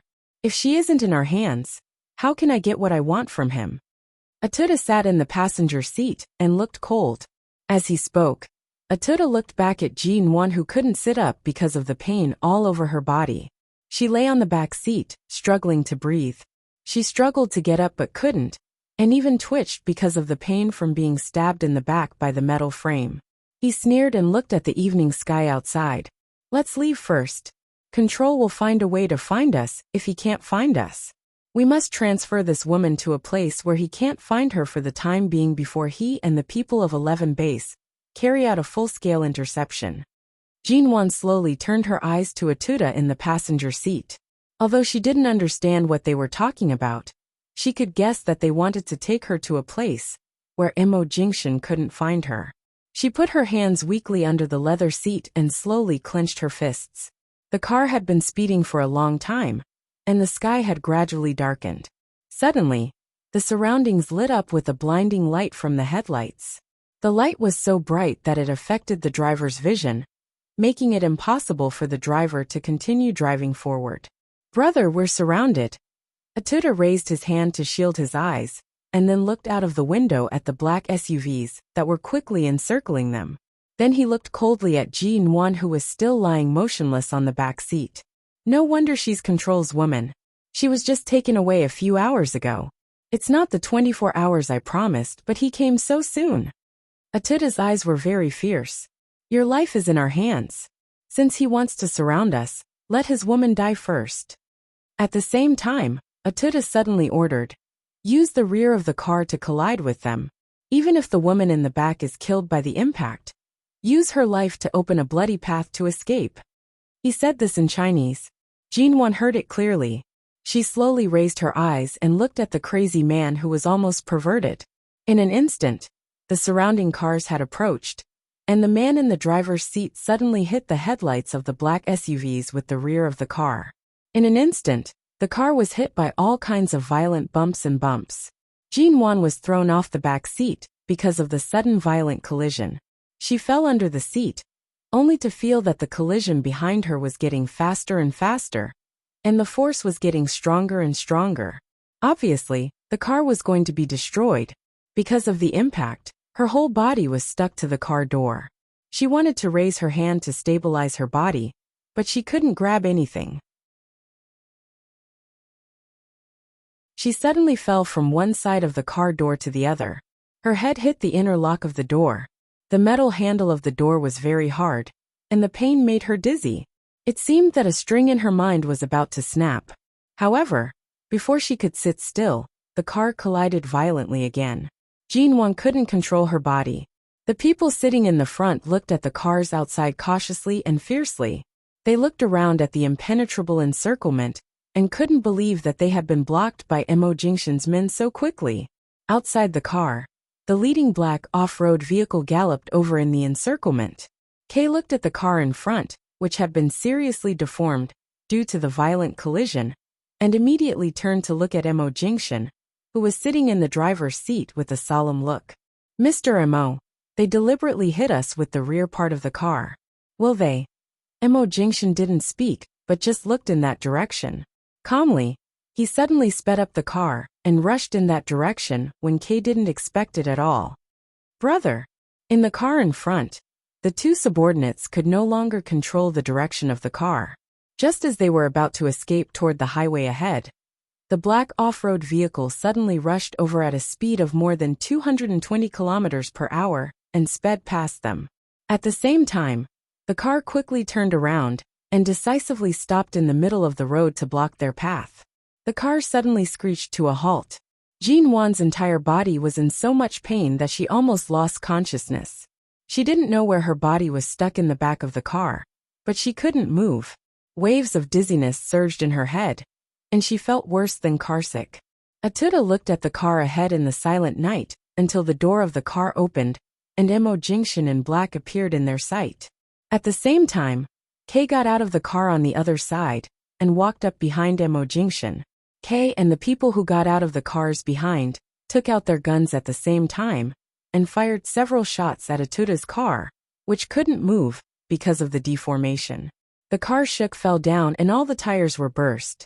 Jin Wan couldn't see the man walking towards them step by step in the dark, but she instinctively felt that the two men in the car seemed to be in a panic.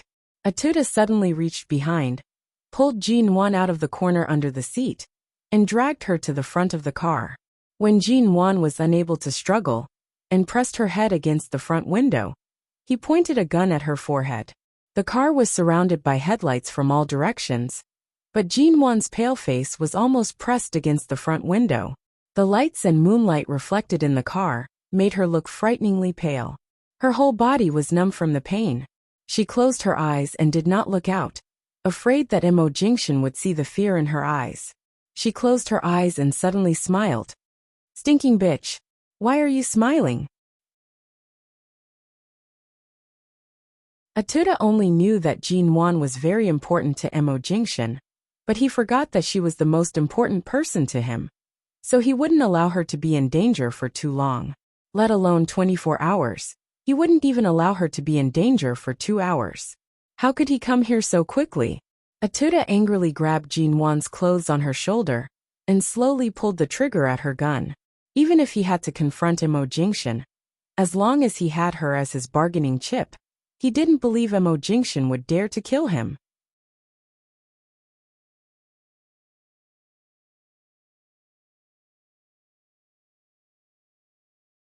Chapter 683.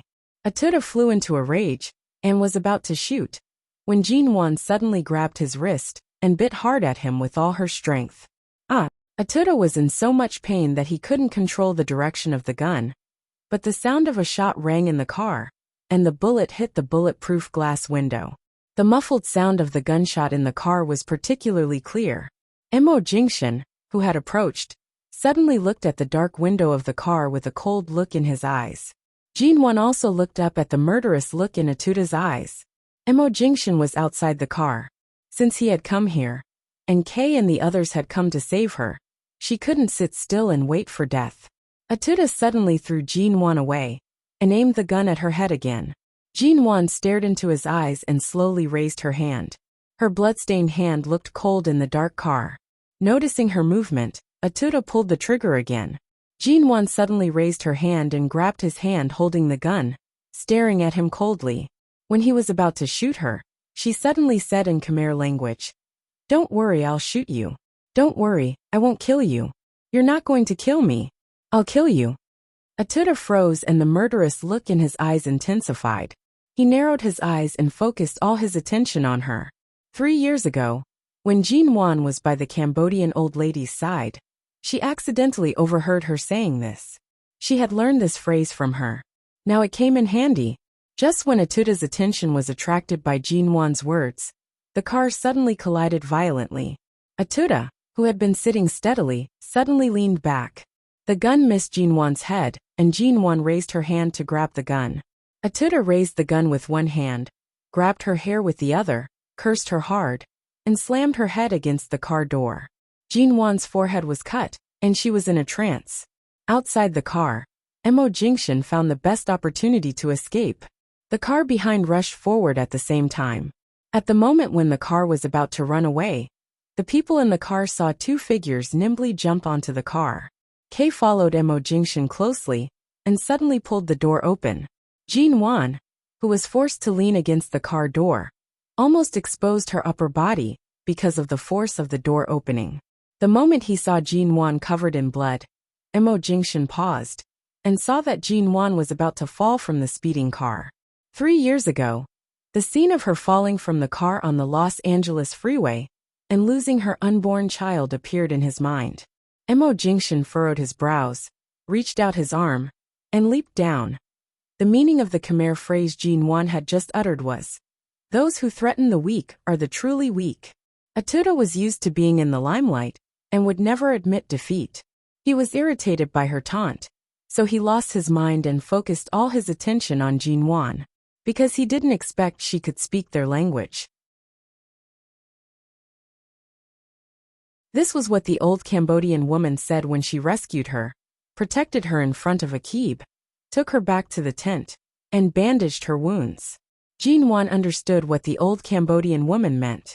The old Cambodian woman didn't like them bullying a weak woman, but she didn't dare to say it to her face, so she whispered it to her in the tent. Jin Wan learned this sentence at that time. Later, when she was in London, she accidentally saw a dictionary of this country in the library. She casually flipped through it, compared the meaning of that sentence, and finally understood the meaning of this sentence she learned. But now, because he was distracted, Atuda suddenly looked up at Emo Jingshan and Kay, who had rushed to the roof of the car, and angrily asked his 2 men in the car to speed up and throw them off. Jin Wan almost fell from the open car door. She looked up at Emo Jingshan, who had reached out to her, and the tears that she had been holding back fell from the corner of her eyes. She opened her mouth, but because the car was too fast and the wind was too loud, she couldn't hear what she was saying, but Emo Jingshan had already seen her lips move. "You be careful." Emo Jingshan frowned, and Kay stretched out an arm behind him to help him bend down to save Jin Wan, shouting, "Mr. Emo, there's a turn ahead, and it's easy to be thrown off. We must go down immediately. Don't go down. Otherwise, the car will exceed the speed limit. We can't keep our balance." With that, Kay took Emo Jingshan's arm with one hand and clung to the edge of the driver's window with the other, trying to harass the driver inside to slow down the car. "Don't slow down. Rush over," Atuda said as he raised his gun and aimed at Emo Jingshan, who had leaned out of the open car door. Emo Jingshan's eyes were fixed on Jin Wan's tearful eyes. An unimaginably deep pain and heartache attacked all his senses. Jin Wan's eyes were almost saying goodbye to him. She didn't expect to be rescued alive, nor did she want him to pay any price for saving her. Her eyes were full of calmness. Her calmness caused countless waves to surge in his heart. He suddenly grabbed her ice-cold hand and pulled her out of the car with all his might. This difficult move put Emo Jingshan in the most dangerous position. Seeing that Atuda was about to shoot, Kay hurriedly got down to the driver's seat when Emo Jingshan yanked Jin Wan out of the car and quickly aimed the gun at the driver's forehead. The car suddenly began to shake unsteadily because of the loss of control of the steering wheel and couldn't move forward steadily. Atuda's hand was swayed. Before he could open the bulletproof car window to shoot Emo Jingshan had rolled to the ground with Jin Wan. Jin Wan was already so numb that she could not feel any pain. However, her entire body was held in Emo Jingshan's arms. The shock from the landing caused her heart to tremble, but the first to land was Emo Jingshan's body. He used his body to protect her, and because of the inertia from falling from the car, he held her tightly and rolled several times on the road. When they finally stopped, Emo Jingshan put one hand on her side and got up as if a lost treasure had finally come back to him. He put his hand behind her head and hugged her tightly.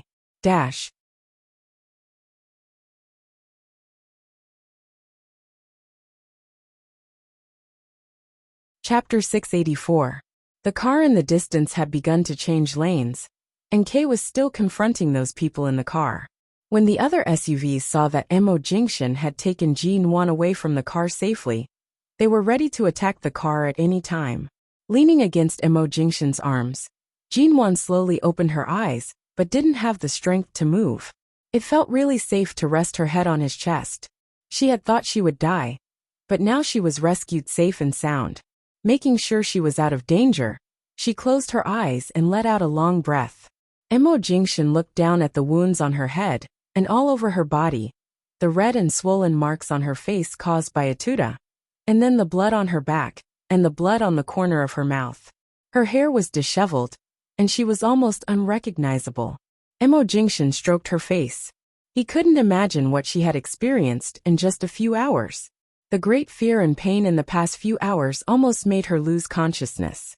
She just stared at him with her eyes wide open, staring at this man who had rescued her from the abyss at a moment of life and death. She finally believed what kind of skills and courage this man, who was sometimes cold and sometimes gentle, had. Just like the Emo Jingshan she met in Cambodia 3 years ago, his judgment, 11 base behind him, and his men and brothers who were as skilled as K. When he put on a suit, he was the eye-catching CEO, but when he took off his suit, he was a cold and decisive man. This was the Emo Jingshan she was familiar with, and the man she loved. He was willing to endure everything for her, and so was she. Jin Wan understood his love at the moment of life and death, but at this moment in the vast world, she just stared at him blankly and felt dizzy. She was motionless, and couldn't even say a complete sentence. Jin Wan speak. Emo Jingshan had guessed that she would be hurt by Atuda, but he didn't expect she would be hurt to this extent. He had found her as fast as he could, but Atuda was a lunatic with no humanity at all. Seeing the blood on the corner of her mouth and on her head, Emo Jingshan suppressed his surging killing intent. Seeing that she didn't speak, he suddenly picked her up by the waist. Emo Jingshan. Jin Wan slowly opened her mouth when she was about to be picked up by him, but her voice was as soft as a mosquito's. Emo Jingshan paused and looked down at her, thinking that he had hurt her. A car will come soon and take you to the hospital. Tell me where it hurts. He kept his voice very low as if he was afraid to scare her who was so fragile and injured, or more likely to scare himself who was hiding in his heart and was about to go crazy. Even in Cambodia, Jin Wan hadn't been hurt like this. At that time, she was kicked by Dolly, burned on her hands, and a gun was pointed at her head. He hated her so much that he wanted to kill Dolly at the last moment. Right now, Emo Jingshan was relying on his rationality to keep calm, but Jin Wan gently shook her head in his arms, buried her face in his shirt, and breathed in the smell of his arms. It was clean, refreshing, cold, and had the unique warmth of him. I'm sorry that you were threatened by them and put you in danger. I wasn't careful enough. I'm sorry. I shouldn't have come to Los Angeles. Emo Jingshan's calm black eyes were suddenly filled with heartache. It has nothing to do with you. If they didn't find you by my side, they would have made trouble for others. My parents are still in Los Angeles. Even if you stay in High City, they can't turn their target to you, but they will use other means. To people like them, anything related to me is just a means for them to defeat me. Seeing the apology in Jin Wan's eyes, Emo Jingshan held her head in his hands, bent down to kiss her hair, and said in a low voice, "You came to Los Angeles to talk about business. You are the head of MN Group, and it's not realistic to keep you in High City. You didn't implicate me. It's my fault for putting you in danger, not yours. Wan, tell me where it hurts. Don't hold it in, and don't blame yourself. Do you hear me?" Jin Wan smiled weakly. Back then, I should have learned how to shoot properly from Feng Ling. In the end, I didn't even take self-defense seriously. If I was more skilled, I could at least help you and not drag you down. Emo Jingshan furrowed his brows and held her tightly in his arms. He kissed her hair, the blood on her forehead and finally her ears. He gently said, "I don't need it. You just need to be yourself. I love you for who you are right now. You don't need to change. You don't need to learn anything. You don't need to change. You don't need to touch these things. A peaceful life is the most precious. I'd rather you live in peace forever than touch anything related to guns and kidnappings. Good girl, don't let your imagination run wild." Jin Wan's face hurt. Perhaps because the wind on the road was too cold and piercing, she couldn't see how frighteningly pale her blood-covered face was. She just pressed her head against his chest and said hoarsely, "Say, if I die in their hands today, will I still return to the place where we met? Or will I only have this one chance to return to your side? Will I never be able to find you again? What nonsense are you talking about? Mo Jingshan's heart missed a beat. Seeing Jinwan trembling in pain and cold in his arms, he took off his coat and put it over her.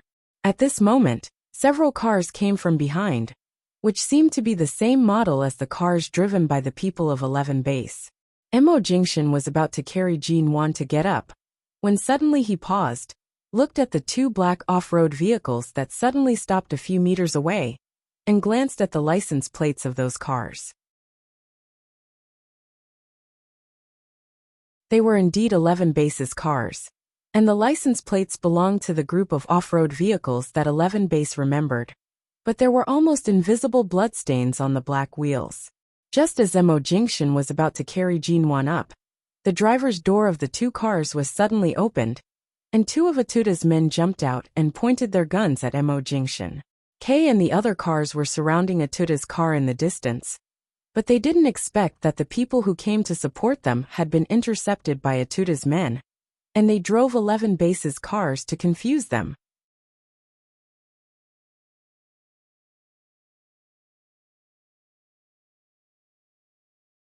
Chapter 685. She was not so afraid when she was alone in Atuda's hands. But now Mo Jingshan didn't have a gun in his hand, and Kei and the others couldn't come back in a short time. Mo Jingshan was afraid that she would be hurt, so he kept holding her like this. If the two men shot at him, he wouldn't be able to dodge. Jinwan grasped the cuff of his shirt tightly and whispered, "Let's go. Don't worry about me." Mo Jingshan, however, picked Jinwan up expressionlessly, as if he didn't see the two men who were pointing their guns at them. He just glanced at the blood on the tires of the two SUVs, and his eyes darkened. He was the one who was pointed at by the black muzzles. But because he was so calm, the two men with guns looked at him cautiously and kept their hands on the trigger with vigilance. Mo Jingshan held Jinwan firmly, as if he hadn't heard what she had just said. Jinwan whispered again in his arms, "Mo Jingshan, don't speak." Mo Jingshan said to Jinwan gently as he coldly glanced at the two Cambodian men who were holding guns. Jinwan closed her mouth, but looked at the two men from time to time. Seeing the guns in their hands, she was not worried about Mo Jingshan's kung fu. But now he was holding her in his arms, and couldn't grab the guns or protect himself. "Mr. Control, tell your men to let go of our brother right now." One of them spat out a string of English. "Atuda has hundreds of brothers behind him. Even if he is taken away by you today, you will still die in our hands, even if it's a life for a life." With that, the man said coldly, "Our brother just wants what he wants from you, not your life. Don't force us to shoot you." Mo Jingshan seemed not to hear him, and turned to walk away with Jinwan in his arms. The two men froze, looked at each other, and suddenly rushed up and put their guns against his back. "Stop." Mo Jingshan paused, but he did not let go of Jinwan. Jinwan gripped his sleeves tightly, and looked up at him worriedly. However, she could only see the man's cold jaw and calm expression. The two Cambodians cautiously put their guns against his back and said with a cold face, "Mr. Control, although our brother doesn't intend to kill you before he gets what he wants, if our brother dies in your hands today, you'll have to pay for it. Don't think we won't shoot." At this moment, Mo Jingshan turned his head and looked at the two fierce-looking men behind him out of the corner of his eye, asking coldly, "Did you get your guns from the members of 11 Base?" The two men paused and glanced at the guns in their hands hesitantly. These guns were indeed taken from the members of 11 Base in the two cars when they were killed, because their own guns were out of bullets. "Do you think I don't know if there are bullets in this gun? You can try to shoot and see if I'll die." Mo Jingshan smiled coldly. His voice was calm, but it caused the two of them to be greatly shocked. How could there be no bullets?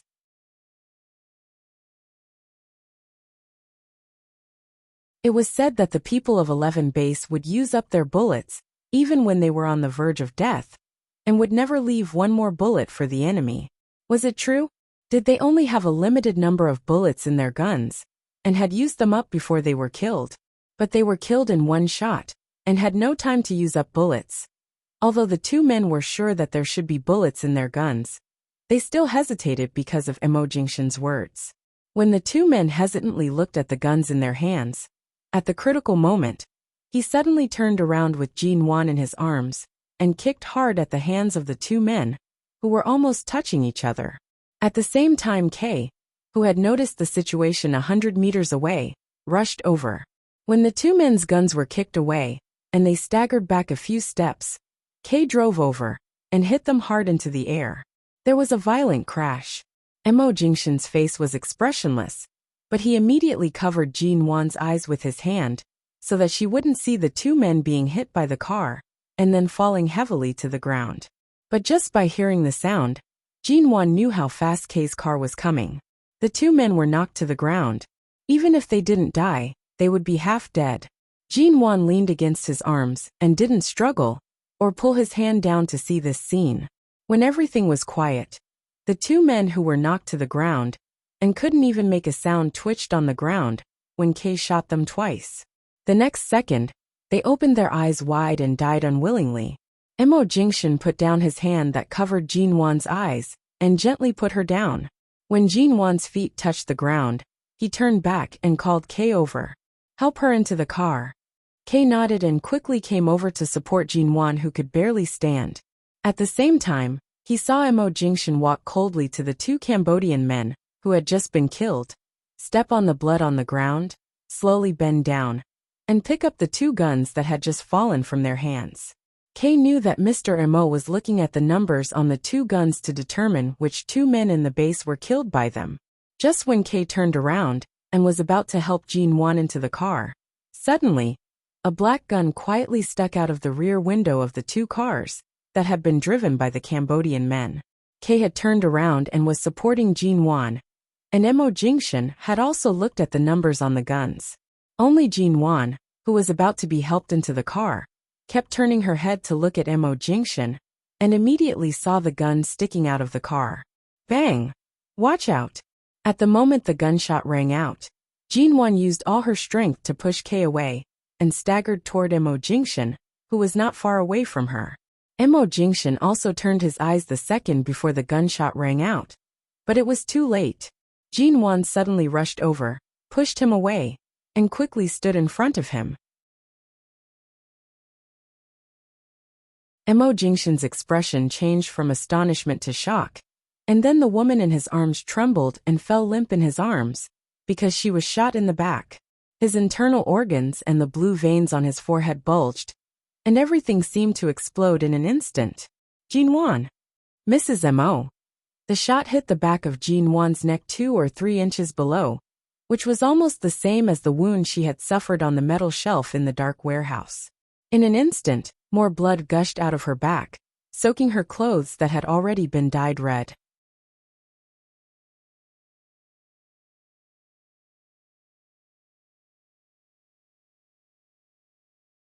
Chapter 686. Mo Jingshan almost had to hold her back hard to keep her from falling, but she fell hard into his arms because of the force of the bullet. Then Jin-Wan almost spurted out a mouthful of blood. She was still conscious and didn't want him to be too sad or worried, so she tried hard to swallow the blood, but there was still a steady stream of blood flowing out of her mouth. Kay had rushed forward and caught the man who had been hiding in the car for a long time. He dragged him out of the car and threw him hard to the ground. He grabbed the gun and stepped on his back, almost breaking the man's spine. The man was still shouting in Cambodian. Kay looked up and saw the back of Jin-Wan's body covered with blood. He was so angry that his eyes were bloodshot. He kicked him hard in the back, picked up the gun on the ground, and shot him several times in the back of the head. When the disgusting brain of the trash on the ground almost burst out, he threw the gun hard on the ground and turned to walk back quickly. Mo Jingshan held Jin-Wan, who could barely stand, in his arms. He covered the place on her back where the bullet had just hit her, and couldn't wipe the blood that kept gushing out of her mouth with the other hand. He hugged her tightly with bloodshot eyes. "Don't be afraid. It's all right. Let's go to the doctor right away and take out the bullet. Don't be afraid, be good. Nwan. It's all right, it's all right." Although he said so, neither Kay nor Jin-Wan had seen Mo Jingshan so panicked for the first time. When Jin-Wan's body suddenly fell down weakly, Mo Jingshan also knelt on the ground and still held her tightly in his arms. You lunatic! Who asked you to take the bullet for me? Who told you I wouldn't avoid it? Who asked you to rush over so stupidly, huh? Jinwan seemed to see Mo Jingshan's reddened eyes in the pain and grogginess. She opened her mouth to smile, but more blood gushed out of her mouth. Mo Jingshan rushed to wipe it for her. But even though his sleeves and hands were stained red, the blood in her mouth was still the same as the blood in the wound on her back, gurgling as if it would not stop. Mrs. Mo. Seeing Mo Jingshan's hand on Jinwan's back, Kay's heart sank. This gunshot wound was at the lower part of the neck. How could Mr. Mo not see the position of the gunshot wound? Any deviation of a few millimeters would have instantly killed him. It was a nearly fatal shot. Jinwan fell into Mo Jingshan's arms and wanted to laugh, but she knew that if she laughed, there would only be more blood and Mo Jingshan would only be sadder. So she stopped laughing. She closed her mouth and twitched the corner of her mouth. But in a moment, she couldn't hold back the blood in her mouth, and it flowed out along the corner of her mouth bit by bit, and then more and more blood came out. This feeling was very familiar. It was like when she was dying in prison in her previous life. The blood in her mouth seemed to flow endlessly. It was so painful. But she had never seen Mo Jingshan's expression, as though the sky had collapsed. She had never seen such a look in his eyes that made her heart ache. She had thought that even if the sky collapsed, he wouldn't blink. But it turned out that he would also have such a broken expression. Jinwan's eyes were filled with tears. She didn't want to cry, but the tears mixed with the blood on her chin. It was sticky and fishy, and there was a disgusting taste of blood and rust in her mouth. Mo Jingshan. Jinwan slowly raised her hand and tried to touch his hand that was also dyed red with her blood. As soon as her hand touched him, he held it hard. Do you think that you're the only one who's willing to endure everything for me? Do you think only you know how to love? Jinwan's vision darkened, and she could barely see clearly. She stared at the man's face with her empty eyes that were about to lose focus. She seemed to see his tears. Mo Jingshan's tears. When this man rushed to England for her, he was willing to do anything. He could cut her heart piece by piece without any expression on his face. It turned out that he could also cry. Don't speak, don't speak. Mo Jingshan looked at the blood in her mouth, let go of her hand, and put his hand on her mouth. Don't speak, Nwan. If you have anything to say, wait until the bullet is taken out. Wait until you are well. Jinwan closed her eyes. I'm afraid if I don't say it now, I won't have a chance to say it again. No. Mo Jingshan covered the wound on her back with his hand. Be good, good Nwan, be good. Don't speak. Let's go to the hospital now. Los Angeles has the best doctors in the world. You will be safe and sound. Good girl, I'm here for you. She felt that her eyes were almost closed, but she still tried to open them. But she could barely see his face in the blur. K. Inform the Los Angeles Traffic Bureau to clear all the roads leading to the hospital. Take her to the hospital immediately. Don't let there be any obstacles. Don't waste a second. When Kay hurriedly drove the car to the side, Mo Jingshan didn't wait for Jinwan to speak, and directly carried her into the car. Kay nodded, put on the headphones and sped up the car crazily. The car was instantly infected by the smell of blood on Jinwan. Jinwan felt sharp pain all over her body, and the only thing that made her feel safe and warm was Mo Jingshan's arms. She couldn't hold it anymore, and closed her eyes again. At this time, Mo Jingshan pinched her chin hard as if deliberately making her stay awake in pain, and said in a low commanding tone, Open your eyes. Don't sleep. Jinwan's eyelashes moved, and she opened her eyes a little. Mo Jingshan held her tightly, and his hands were covered with sticky blood. Jinwan was like a person who had been fished out of the blood, and there was not a clean place on her chest or back. She just looked at him, at his chin that was stained with her blood. But no matter what, this man was still very good-looking. Mo Jingshan, don't you think life is full of unknowns? Jinwan swallowed hard the blood in her mouth, looked at him with a smile, and said with some difficulty, Life is only a few decades. We don't know what we will encounter. I would rather in the first 3 years be with you than let you endure so much alone for me. She slowly raised her hand and stroked his almost twisted eyebrows. But thank you for loving me, both in this life. Thank you for not really giving up on me. Thank you for still wanting me. Mo Jingshan. I said I didn't love you. But it's not true. I love you very, very much and never stopped. You're tuning in to the Li Mei's Wuxia Whispers YouTube channel. We're so grateful for your support, and don't forget to subscribe to join us on this incredible journey through captivating stories. Your generosity through donations truly makes a world of difference, as it's the primary source of revenue that allows me to expand and enhance this channel for you. Thank you from the bottom of my heart for being a part of this adventure.